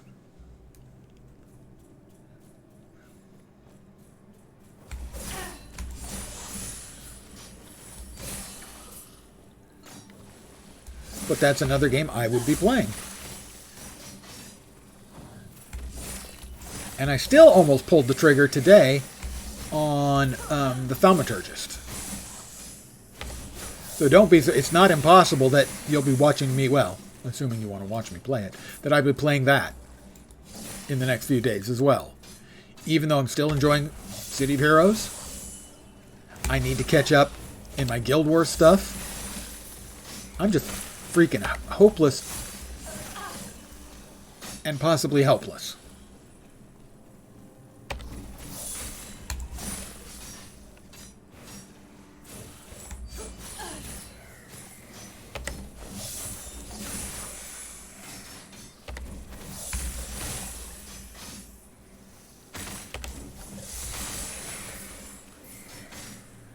Just right now, there's so many games I wanted to play or try. It's just... I went the wrong way. And like I said, it's like, what, 3 weeks or 4 weeks for the new PoE League. And I'm going to want to play League Launch. I always enjoy... Well, I don't always enjoy League Launch. Historically, I like League Launch a lot. But for the last 2 or 3 years, most of the leagues I was not happy with. This last league, on the other hand, I was very happy with. To my mind, it's the best league they've had in several years. Level 37.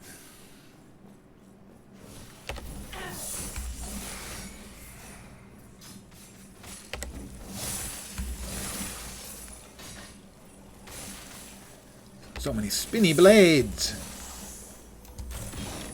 And I went too far again. Let's go ahead, pop that point there.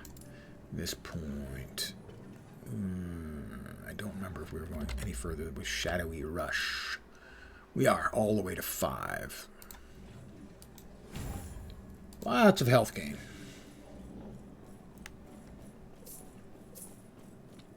I'm almost complaining about how many good games there are out right now. Why couldn't you guys just spread them out a little bit more?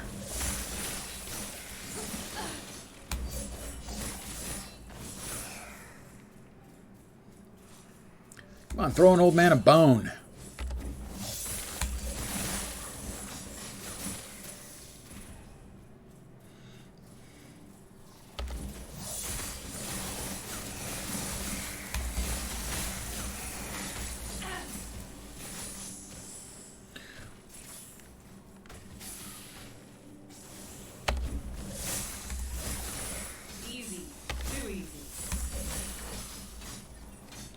And Titan's Canyon.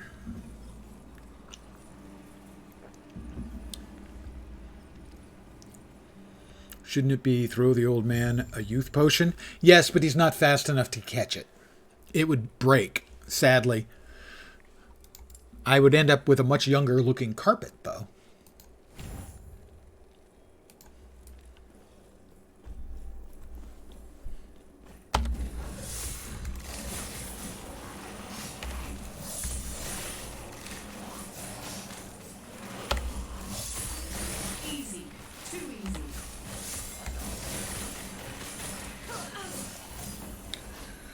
We are going to get a unique drop. I already have 4 of them, I think, in the bank, and I've already sold a couple. But it always drops from this chest up here.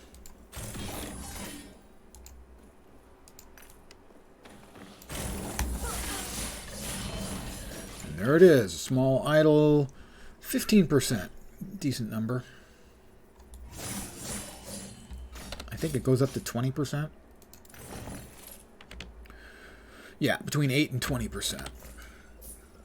But it's a an item that you wouldn't ever want to use in most builds because it makes it so you can't get crits. And I like big crits, and I cannot lie. Most builds benefit from crit strike, unless they're dot builds.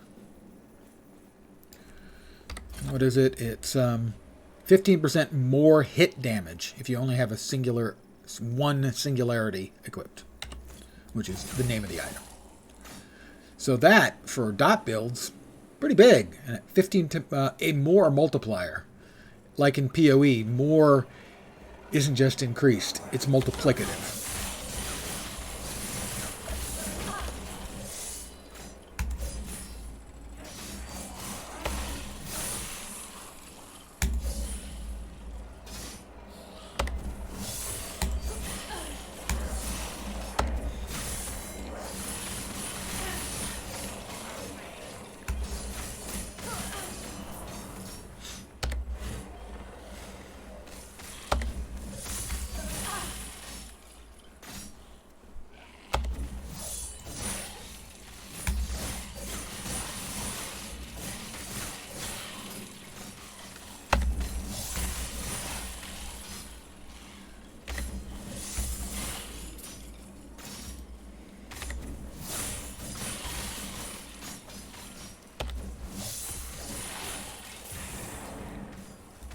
I have my very own ice beetle.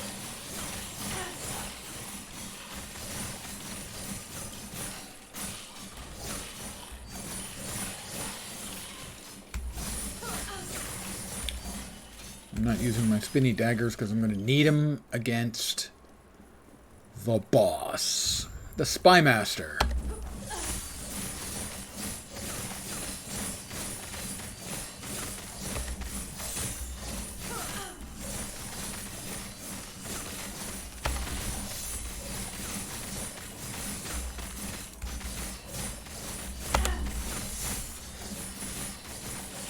Goodbye, Spy Master Zarek.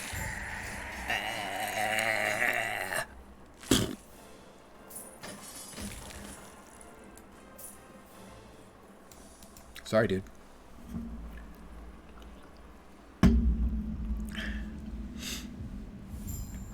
As we continue our way towards Majelka.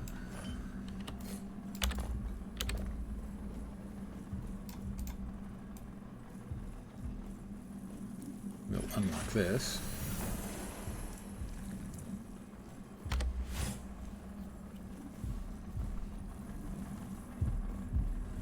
The Majelka way station. This is the I can't say it quickly. And that should do it. This waypoint's harder than I anticipated. But no worries. All good now. Or maybe not. Just in time. Looks like we've got company. Anyway, off you go. I'll see you on the other side. So long, Alrek. Oh, wait, he's here waiting for us.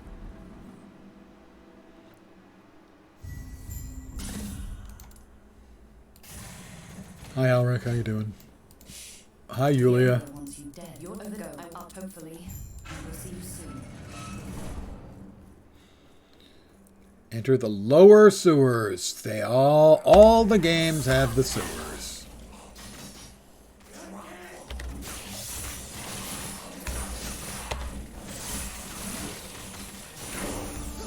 Level 38. And a couple more things added here. Whoops. I was working on something and these guys interrupted me. They're so bleeping rude. Seriously. Looks like we're going all the way to 4 points on this. Oh, critical strike chance. Yeah. And we have got 2 points here. I forgot to level myself up. 2 points. So 13 to 15. 13 to 15. One there. One there. One there. Already. Oh, we need another point there. Did I lose a point at some point? I don't think so. All right. There we go.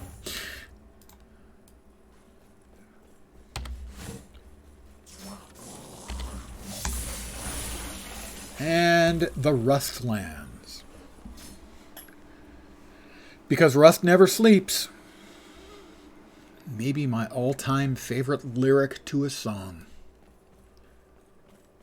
Because rust never sleeps.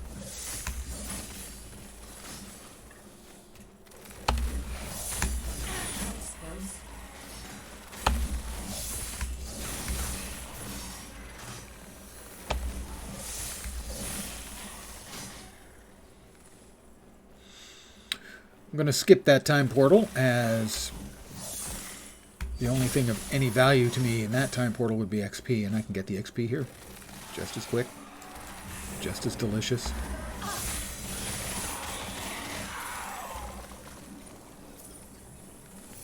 How do you grow a beard like mine? Well, if you mean like the dimensions thereof, pretty much testosterone and minimal amount of genetic support of beard. It looks okay, but it's actually pretty sparse.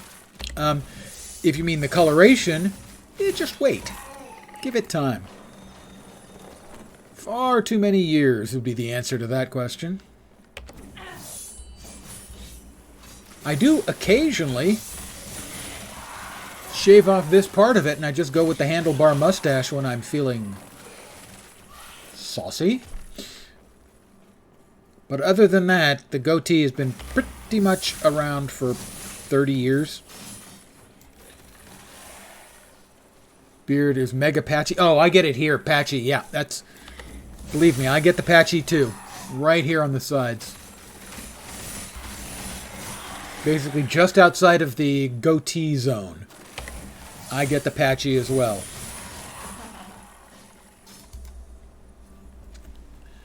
Wisdom turns it white. Actually, putting up with chat turns it white. Just kidding. As far as you know. Umbral strikes. Blades, whatever. One more there, I think. I have to check now. I made myself go check. Yes. Wisdom. I can tell you what my wisdom is. It's pretty simple. When you're young, you do incredibly stupid shit. And when you're done doing it, you say, what was I thinking? Why was I so dumb? When you're old, you do incredibly stupid shit, but you know why you did it. You made a conscious choice to do something dumb. You knew it was going to happen, and you did it anyway. That's wisdom.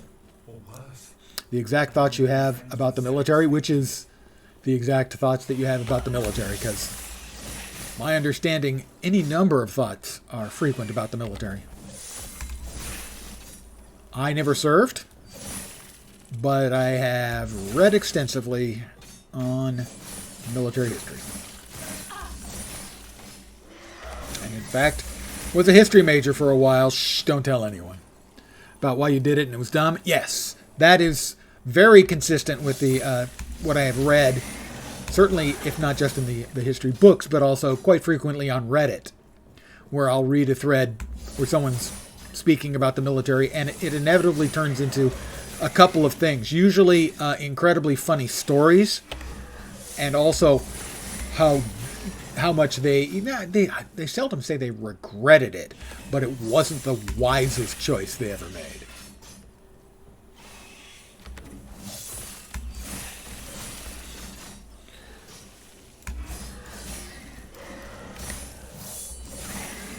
No, I was one time a history major.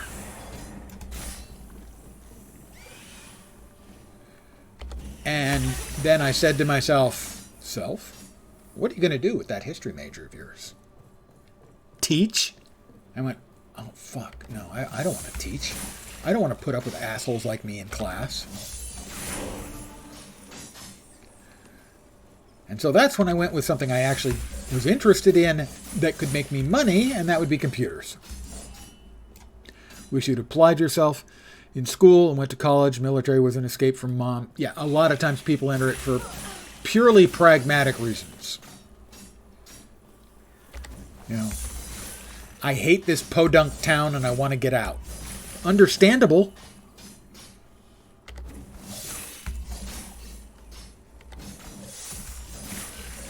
And certainly it comes with a number of advantages for a lot of people. A lot of people who have no real grasp of self-discipline. We'll learn about discipline under those circumstances for sure.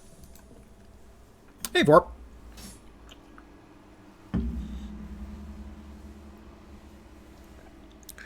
I am more or less kind of speed leveling. I'm flying through this. Yeah, it made you grow up quick. That's one of the things it'll do, and that's why for a lot of people it is actually a very good choice, even if it's not. Even if they might have wished to have made different choices in life to where it got them there, but still they would recognize that, yeah, self-discipline is something you learn there, or don't learn much to your dislike and dysfunction. Yeah, a lot of times it's a quick way out of town. Yeah, for a lot of people, it's a case of... There are a few things that sort of fall into it. Everyone in my family has done it, so I'm going to do it. It gets me out of town. I don't know what I want to do with my life. The recruiter lied to me. That one happens a lot.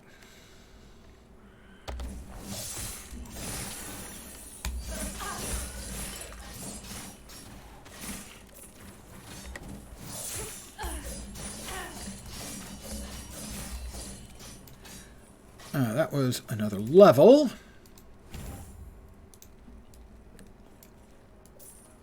Recruiter did in fact lie to you. Yep, that's one of the big things they do, is they just lie. They've got their quotas, and they want to hit them. Usually it's about the MOS you'll get, the specialization you'll get. Oh yeah, we guarantee you'll be getting computer programming.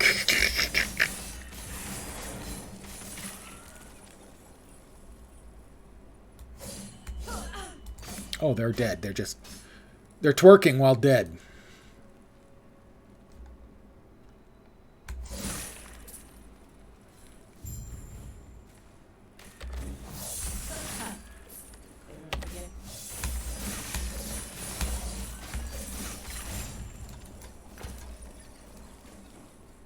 Sadly, a common tale. Just for one.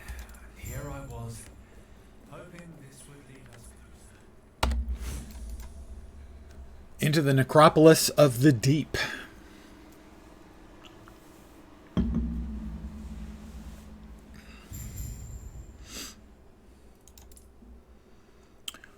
We'd got 5 into Shadow Rush. Our next objective will be...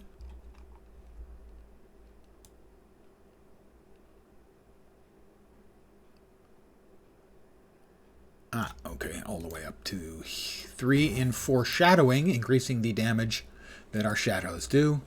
The shadows are doing those umbral blades. Those umbral blades are carving up everything in a most delightful fashion. Because I'm not sure, unless I get a way of getting more mana or reducing the cost on those, that I really need the extra umbral blades.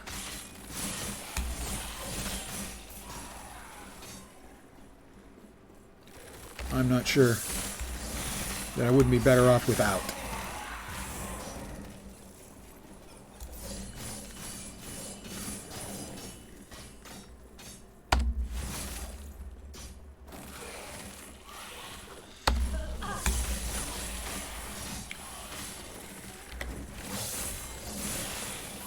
That's right. Everyone just run into my umbral blades, please. There's enough for everyone.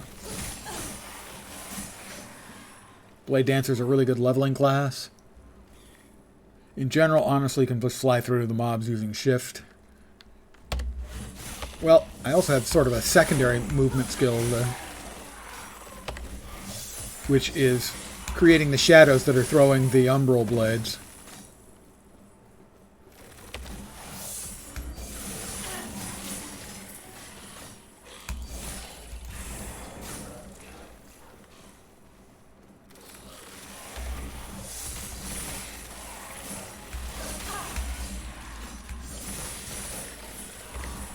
And this is, as the joke would say, this is not the final form. I'm using just sort of a leveling level 12 weapon right now. The bow.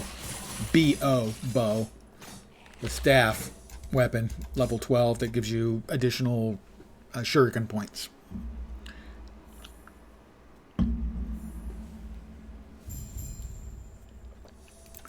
Another one, and we are done with rogue for now. We will be going back. Ooh, 5 stacks of bleed. Every third non-channeling melee, throwing, or bow attack also inflicts bleed. We'll go back to Bladedancer for more pointsies. We are at 40. In 5 more levels, we get Laraka's Claws, increasing the poison damage we do, the throwing critical strike mult, and 2 additional projectiles with shurikens, which actually doesn't give me more shurikens. It just makes the chakram I throw bigger and do more damage. So now they are the roughly the size of an automobile tire. They're about to become the size of one of those jacked up trucks you see. Tires, not the truck. That would be impressive, though. Until when he fled, I saw him heading deeper. I am Yulia because... Hi, Yulia. The heart of the citadel is beyond. There is an exit near the Emperor's throne, giving you a chance to strike. All right, there's the singularities. 17, 14. Oh, I think that was a 15. Congratulations, you're promoted.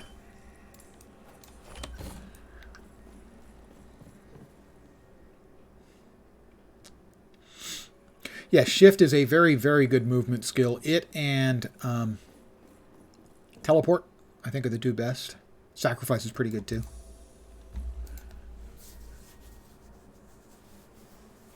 Nowhere near as good. Fury Leap, and then especially not Lunge. Although now they've added a second one to, what is it, Healing Hands. But it's not that great either. It's slow and not up to snuff with the teleport, the shift, and sacrifice.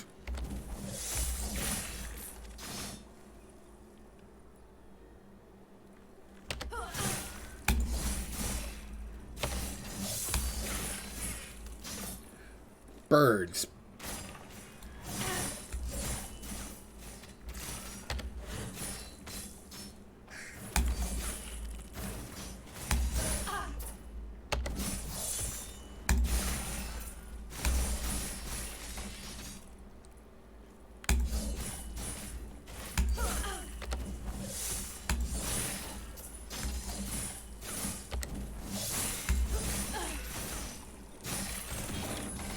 $30 gold. I'm rich. I mean, that gives me a grand total of 600,000. I almost cracked 1,000,000 gold earlier today, but sadly, I needed more storage tabs.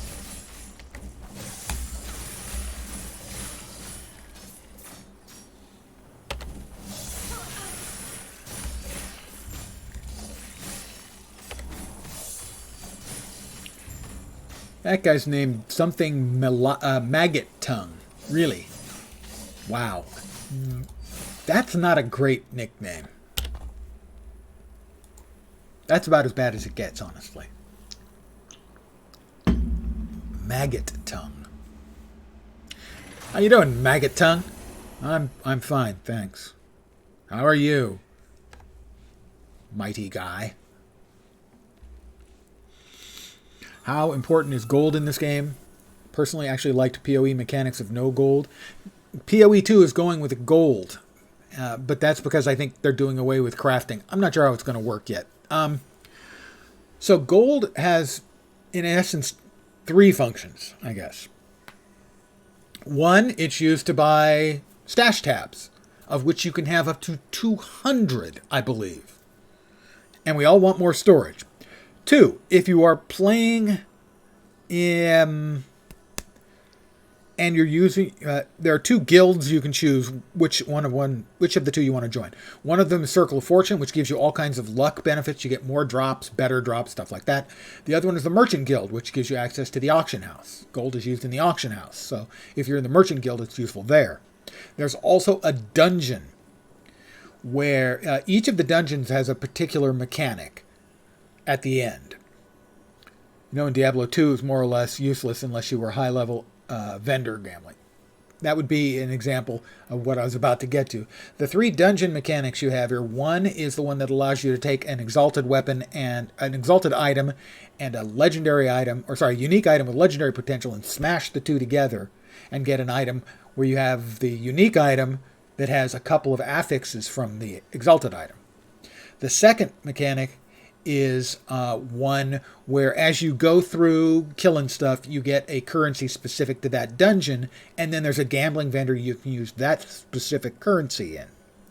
The third mechanic, at the end, there is a door, and you click on the door, and it's going to give you a chest that's going to be behind the door. And then it's going to offer you things you can do with that chest. You can duplicate the chest. You can add a random chest. You can add a specific item to each of the chests. You can duplicate the chests again, and each of those has increasing amounts of money. And you can spend, I think I've only done it once, and I think I spent like 200,000 in there. Didn't get a great result, but if you get the right results and you have a lot of money when you go in as a gold sink, you can get really amazing amounts of high quality stuff out. Someone managed to get, I saw one where they got 20 runes of, sorry, these ones, 20 glyphs of despair used to seal affixes. Those are very valuable. You can see I only have 13. I've used like 2 or 3, and I've played a lot of the game this cycle so far. So I haven't gotten many, and he had 20 because he ended up with 5 chests and with a glyph of despair in each one, and then it duplicated the items and reduplicated the items in all of the chests. So he ended up with 20 glyphs of despair out of one go. So that is the gold sink that they have built into the game. So those are the 3 things that gold can be used for that I'm aware of off the top of my head. There's also a gold gambler, but those gambles aren't worth it. They got nerfed maybe 2 years ago because they were just too good.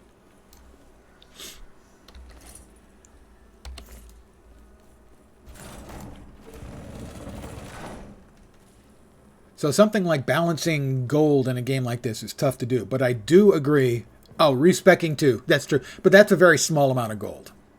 But it is a gold amount. You are right. I too love the crafting mechanics in PoE.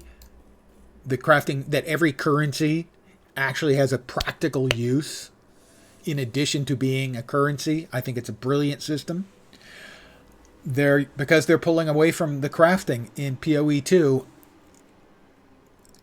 gold will be, I believe, the only currency. Although I would expect currencies for other mechanics as well, but not for crafting. Problem with PoE is that there are 100 different currencies, and they're all functional for the most part. They all do something. I just wish they were balanced in a couple of different ways, because I'm not an end game type player, but I enjoy playing multiple builds and making good items, not like broken good, but good items for the builds. I really wish more regal orbs and more annul orbs were available. You're not a mathematician? Yeah. Well, certainly it's one you can get as deep as you want to into. That's for sure. Bladedancer passive. I believe it's a perfectly viable choice for them to have made, and I like it as far as it goes, but I can see where it would be too much for a lot of people. Where was I? I was here. Okay, there. 2, 3, 4, and then there. All right.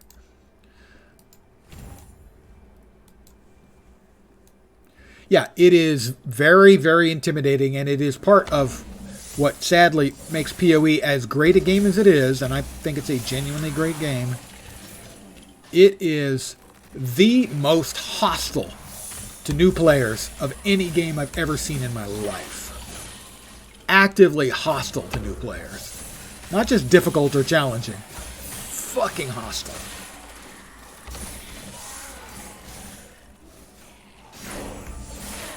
Level 41.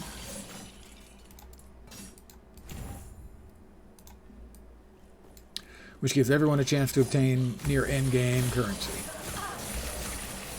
Yeah, everyone has the chance and will usually get some of the endgame currency.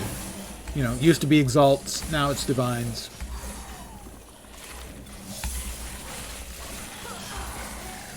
Funny thing is, in PoE, I've done exactly one trade in all my time in PoE. And I have like over 1,000 hours, I think, on the Steam client alone. And I probably have 2 or 3 times as many hours in the regular client. But I have done exactly one trade. I had an item I knew that was worth a lot. I sold it for 11 exalts, which was a lot at the time. And I said, haha, I'll be able to build a couple of builds with great gear and it'll be awesome. And then I never went around and did it. Eventually hit a brick wall with your build unless it's well optimized. Yep.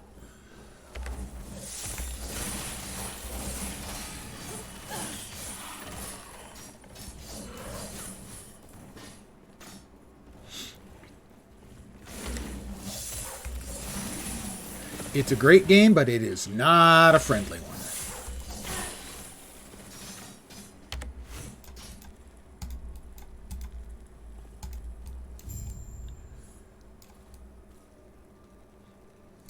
And then a couple of years ago, they increased the first couple of acts, the difficulty, a lot. Meaning to increase all of the other acts as well, but then they decided not to. So only the first act or 2 had the difficulty turned up. And nobody likes that. The new players are more likely to get discouraged, and the old players, well, they either run past it, or it's the content they complain about most. I'd finished that up. So where were we next? 13 to 14. 13 to 14. Okay, there. Foreshadowing. I will foreshadow that I'm going to put another point here when I get it. This away.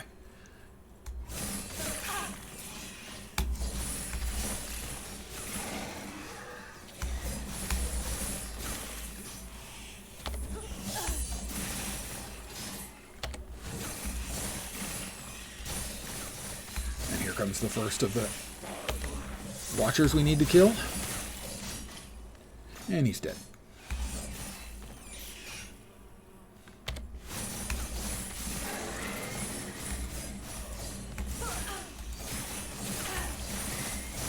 And here's the next one.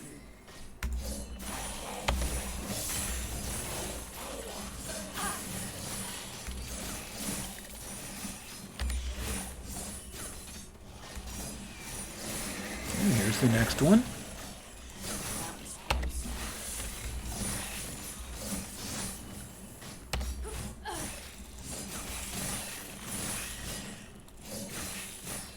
And here's the last one.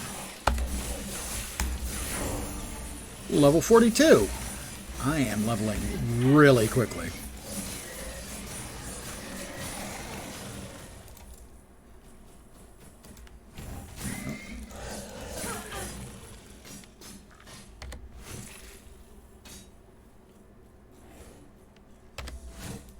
The Immortal Summit. First build got to around 50 to 50 and hit a brick wall with it. Yeah, you got a little further than I did. If memory serves, my first, I got to 35 or 40. And then I tried following a build guide, and I went, oh, because there were so many of the mechanics that were so subtle and synergistic that, you know, until you could see it in action, you wouldn't really get it. 18 to 19 in shuriken. That's right. Up here. 15 to 16 in shift. We're going to put them all in there. Yep. Oh, instantly kills enemies at below. Oh, we have a cull. Ooh, we get a 16% cull. That's glorious. 16% cull. I think that's got to be the highest cull in the game. 14 to 15 for Umbral.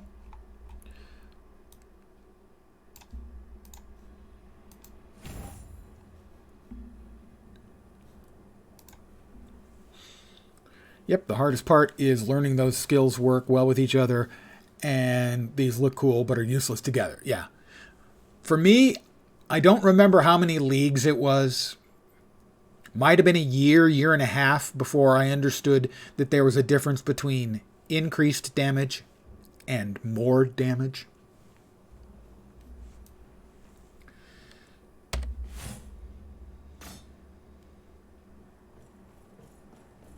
Not proud of that, but yeah, that's kind of the complexity and the obscurity of the game.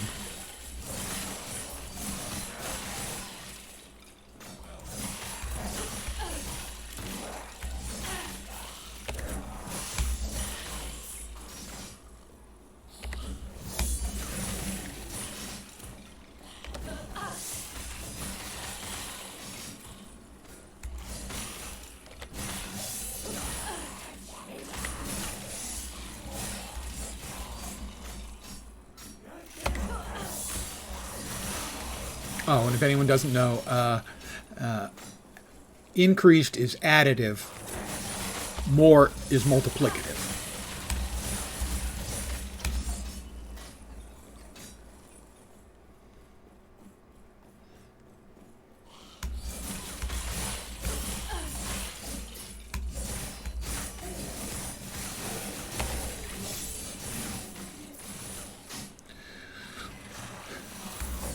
The immortal citadel awaits. I gotta say, killing bunches of the skeletons is very sonically pleasing. It's a nice sound as their bones rattle around.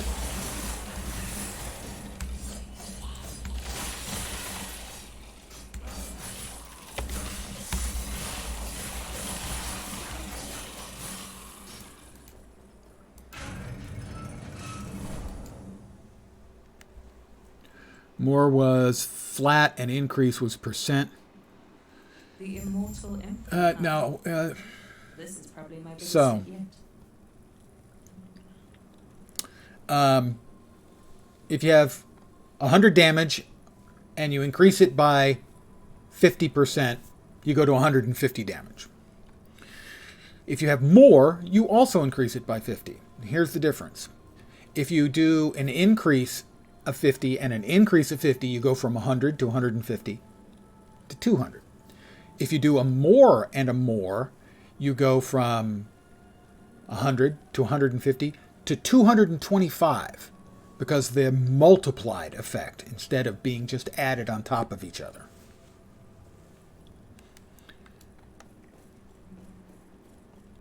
And now we have bosses to fight and miles to go before I sleep. You should have seen this. You know. Yes. I've heard of your power. Let's Come on, wake up, dead boy. Wake up, dead boy. There you go.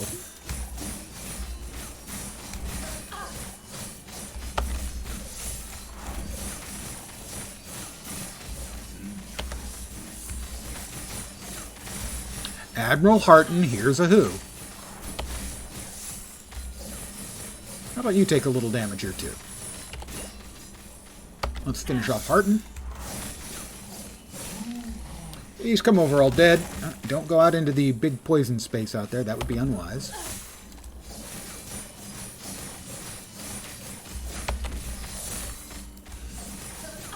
Oh, I didn't realize the poison continues to close in. You're on the clock.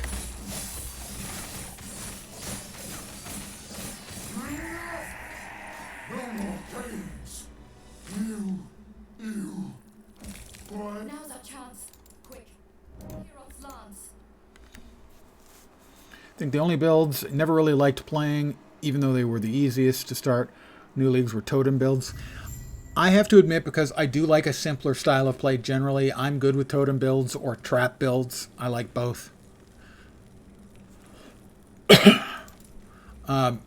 For many leagues in a row, I played Sunder when I first started playing PoE, and then for a number of leagues after that, I played Essence Drain Contagion. I think we're back over to here somewhere. We are indeed. We're going to put in 8 or 5. We are going to put in 5. Increased damage while dual wielding. Note, I'm not dual wielding yet. But I will be.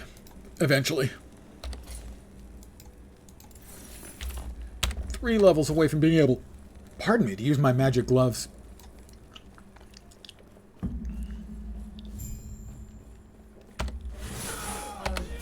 Where am I now? Wait. Is that smoke in the distance? I best be careful.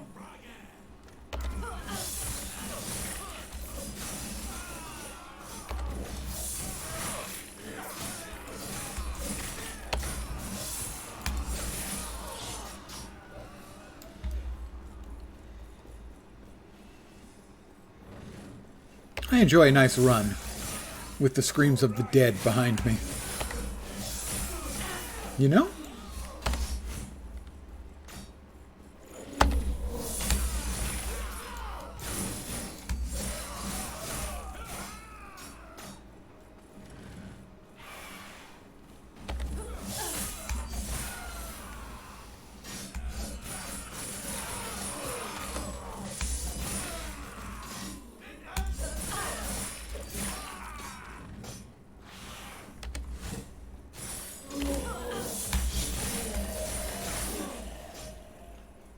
Gotta say, it's a fast and killy build with more mana, or better mana regen, though.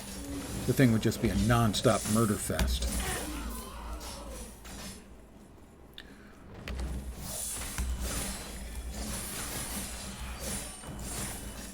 Started with Cyclone and then learned that it's crap without gear. And high-linked weapon and armor. It's certainly not great without them. But yeah, I have enjoyed a number of Cyclone builds. There's a similar build to Cyclone here. God damn, Warpath, I think. It is a Sentinel skill. It's another spin to win. And it's fun. Where was I? Here? Yeah, foreshadowing. Aha, you see? My foreshadowing was correct.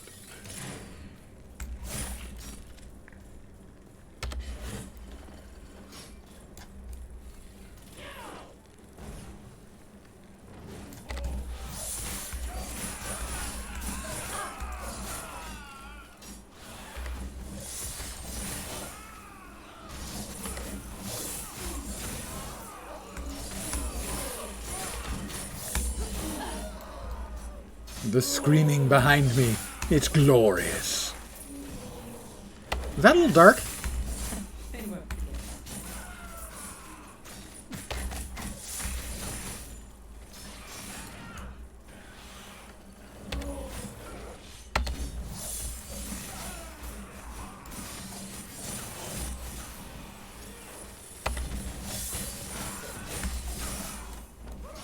The Scorched Grove. Let's watch a god get his ass kicked.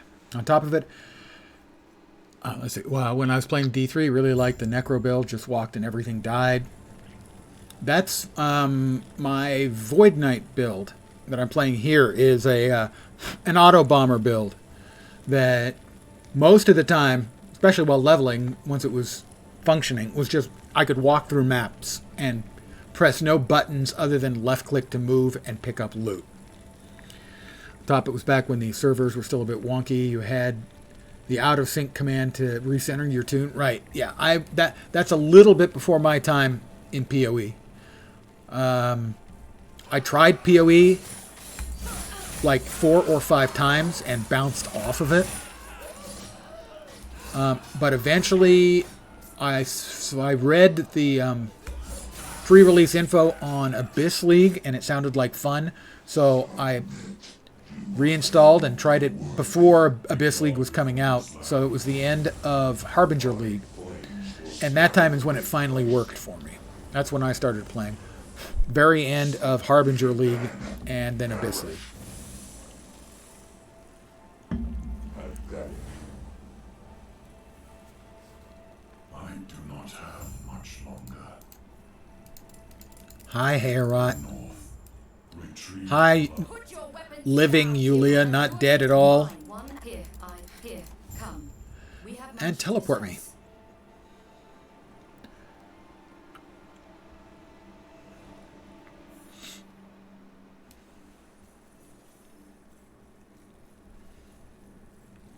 Hi, We don't Yulia. have much time. The lance, it is, you will there, we will there. It is, but Raya is the larger threat. Those leagues sound like the leagues you kind of stopped playing. Yeah, I'm not sure exactly what leagues were just before it or after it. Harbinger didn't impress me at the time, Yes. but the gameplay did, and then I had a lot of fun with Abyss League. I see. Let's see. So, this guy wants us to get some materials for his sick granddaughter. His grandchild is sick. It turns out that it's not for the granddaughter. It's boner meds.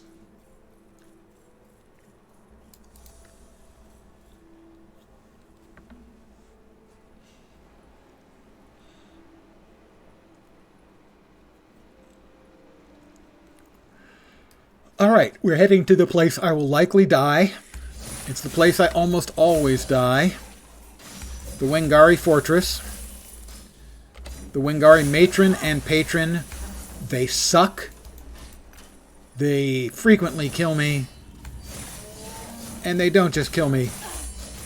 In the story here, they'll often kill me when they show up in the endgame content too.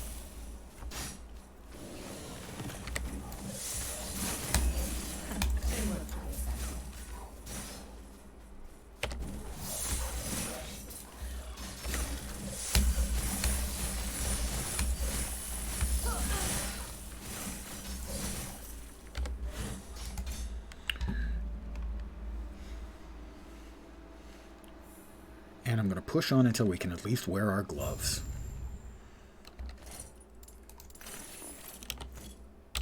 Two more, a little over one more level.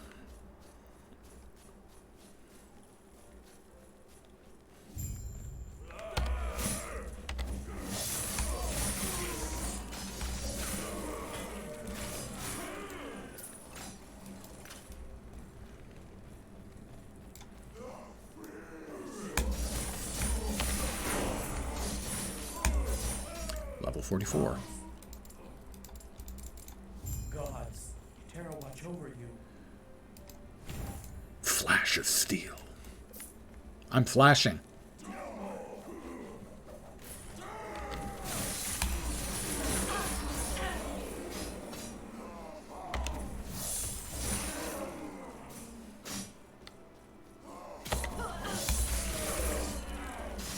The Wengari Fortress. Death awaits.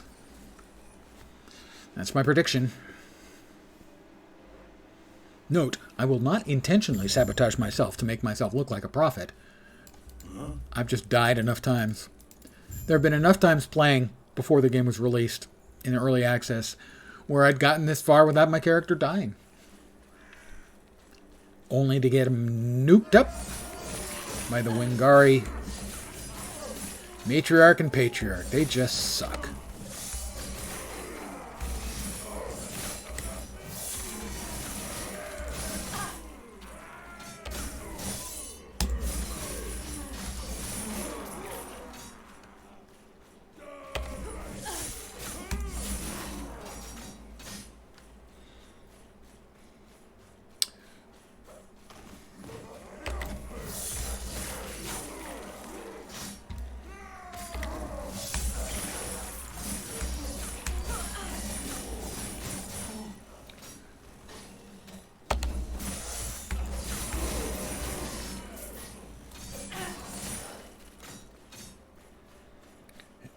Here comes the first boss, not the Matriarch and Patriarch. The Houndmaster, I think. Gods. Yes, I saved you now. Away, away. You could say hardcore is not the way for you. Oh, hell no. And not just because I'm not good enough. Although that's certainly a part. You know, if I die because I do something stupid in games, I accept that. One of the reasons I don't want to play hardcore is because the idea of dying and then having to start over again does not appeal to me. But the real showstopper for me is ain't no game ever had servers reliable enough that I'm going to put a hardcore character on the line. All right, here we go.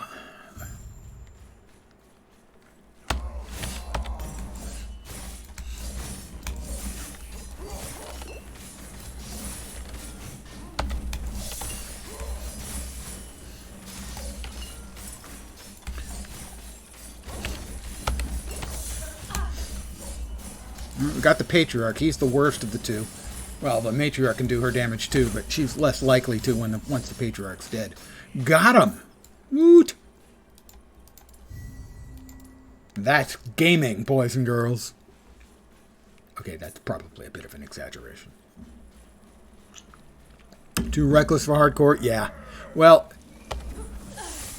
I think I can explain one of my issues with it anyway. In the beta for Lord of the Rings Online, there were titles you could get every 10 levels if you hadn't died. And if you made it all the way to the cap at the time, level 50, you got the Undying title. And what they found was, completely accurately and predictably, is that players changed the way they played because they wanted the titles so badly. Basically, people would stop playing the game and just start grinding low-level content so they knew they wouldn't die because they wanted those titles. So they changed it. You get basically, I think there's 4 or 5 titles, 5 titles? And you get them every 4 or 5 levels, and the last one's at level 20. You get Undying at level 20.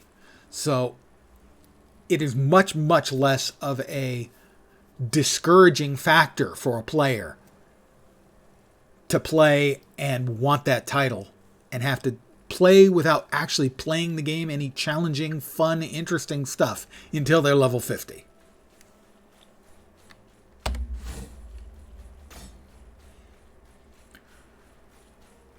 A very cool idea, one that I like a lot, you know, but it is such a disincentive to play the game the way you normally would.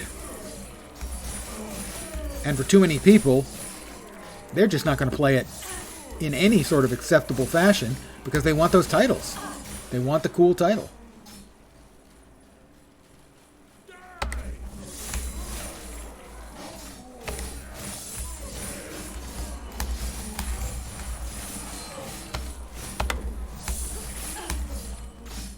All right, we got what we needed out of here. Yes and yes. We go back to Heoboria. Heoboria!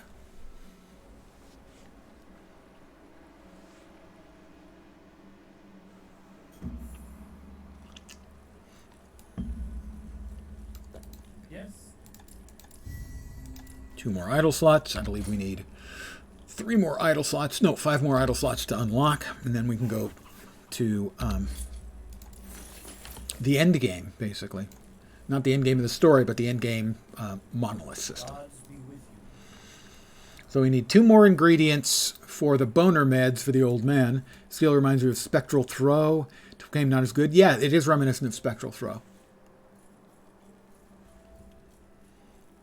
I mean, theoretically, it's shuriken, but instead of throwing a lot of little things, it's throwing this one larger chakram.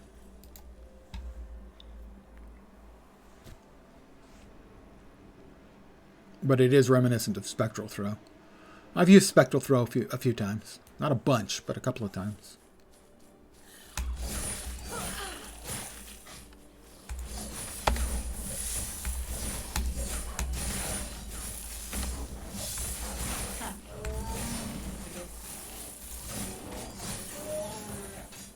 Into the ice caverns we go. And we've got a next point in 15 to 16 is there. Art of the Blade. You are granted increased attack speed for 3 seconds if synchronized strike hits at least one enemy. Like that.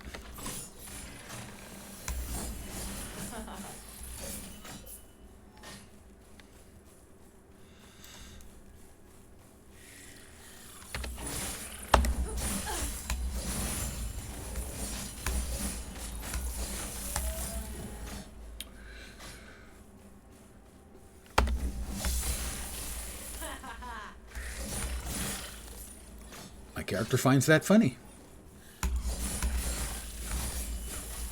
Those things, those elementals, are awful.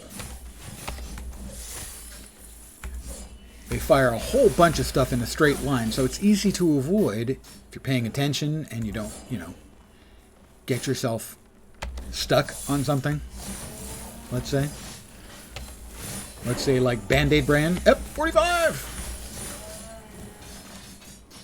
Don't want to get stuck on Band-Aid brand because Band-Aid sticks on you. Liraka's Claws. Plus 2 more projectiles.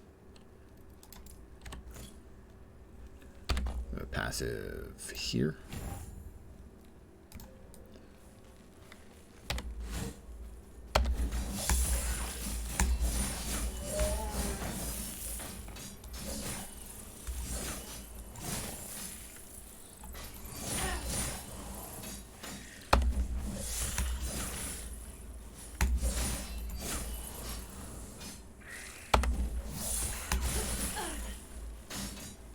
And back out onto the icy tundra. Oh look, icy tundra. I think that was the second or third build you ever did. Spectral Blades. I'm also a huge fan of Spectral Shield Throw. I've only been able to play it twice. Once it was bad. Once it was good. But I didn't play it the one season it was broken. I don't know why. I wanted to. Holy crap. One of those things hit me really hard. I wanted to play it, but I didn't.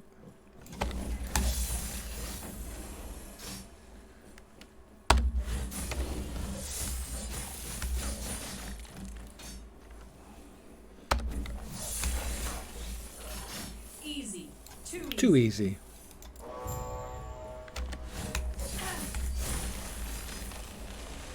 I blowed a horn. Up come the magic rocks. We're going to go all the way. We're going to finish out the Temple of Heorot. We're going to beat the world's biggest pissed off ant. And we will have finished off the leveling of the base game. From there on, I will be doing the end game content. At least until I decide that I want to get access to some of the functions of the Circle of Fortune.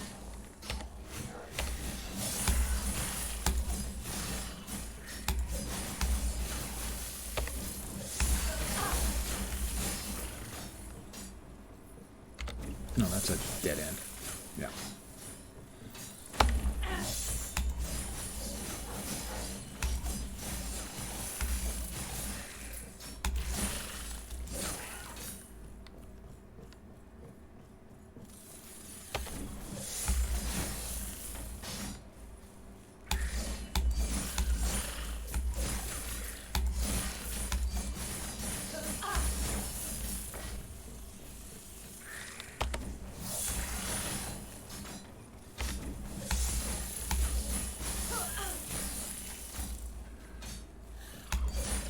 Spooters. There's always spooters in all of the fantasy games.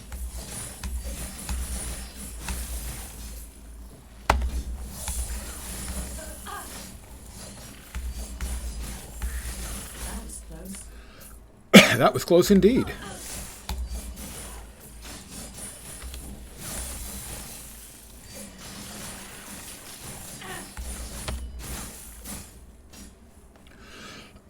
Pardon me. Ah, boss. And he's a boss who could easily kill me as well. I'm not paying attention.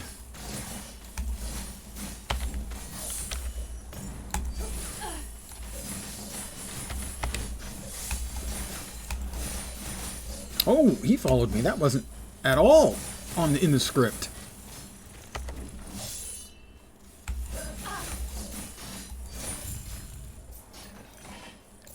Got him.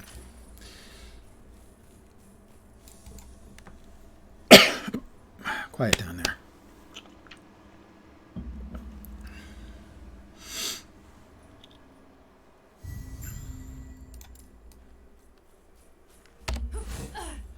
Welcome to Farwood. Not one of the more inventively named locations on its era, but hey.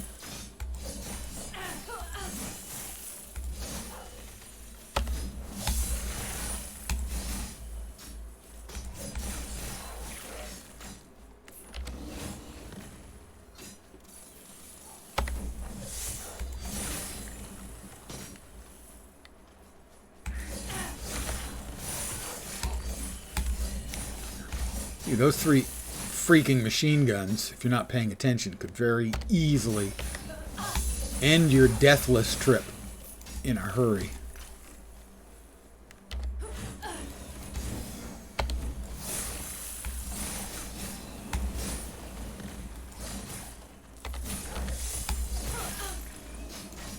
The frozen roots. Ugh. Okay, 1 lap.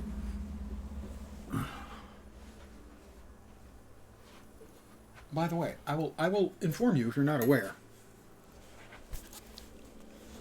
It's only a matter of time until you all make grunty noises just like me when you stand up.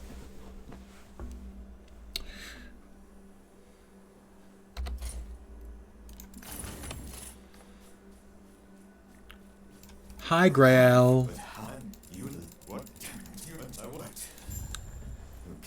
He's blabby.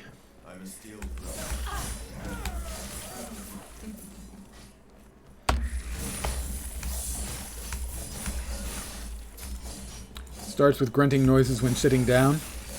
I'm not sure. I think there's more effort involved. You're more likely to get an oof, I think, from sitting down. Sort of like the noise a big cushy chair makes when you sit. It goes whoof, like that. The grunts, I think, are a little bit more old guy material. And the getting up, because that's like a little more work. Whoops, something dropped. A dungeon key dropped.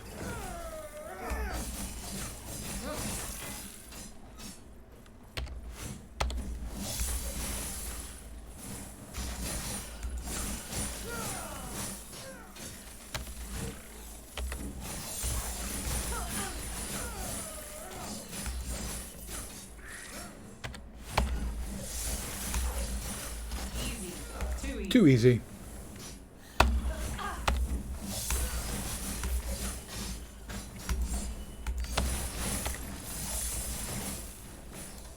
The Tomb of Morditus. What's left is locating the lance. All right. The biggest, most pissed off ent around.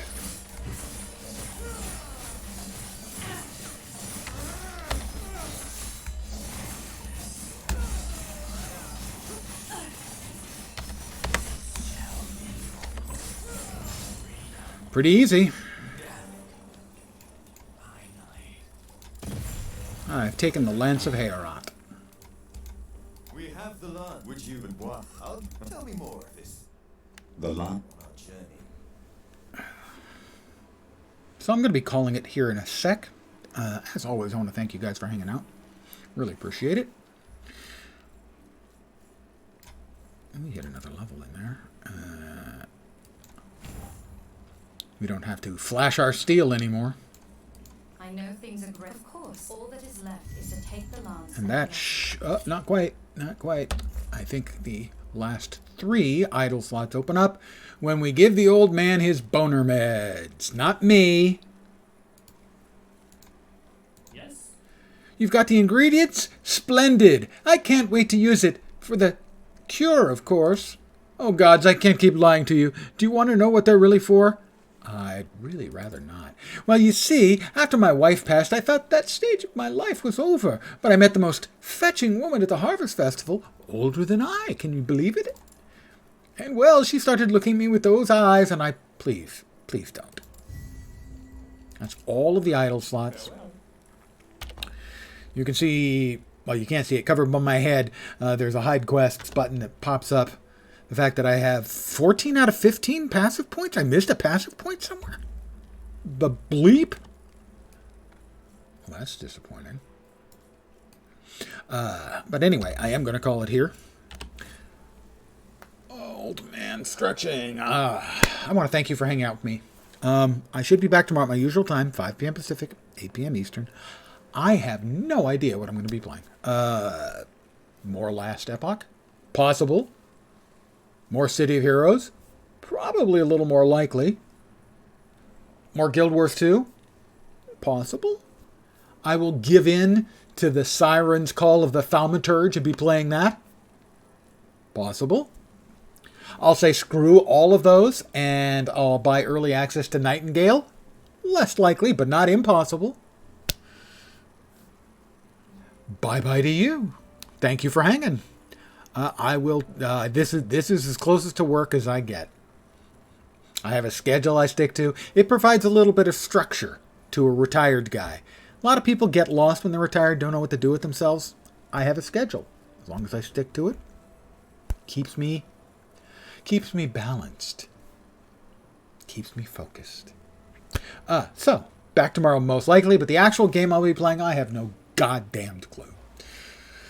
But hopefully you'll see me at the usual time, 5 p.m. Pacific, 8 p.m. Eastern, middle of the night in Europe. I want to thank you again for hanging out. I hope the rest of your Wednesday night goes great. And hopefully your Thursday and Friday go swiftly and painlessly to get you into what is normally, for most people, the weekend. I'm back tomorrow. Hopefully you'll see me soon. Have a great night tonight. Take care. And ciao for now. Good night, guys.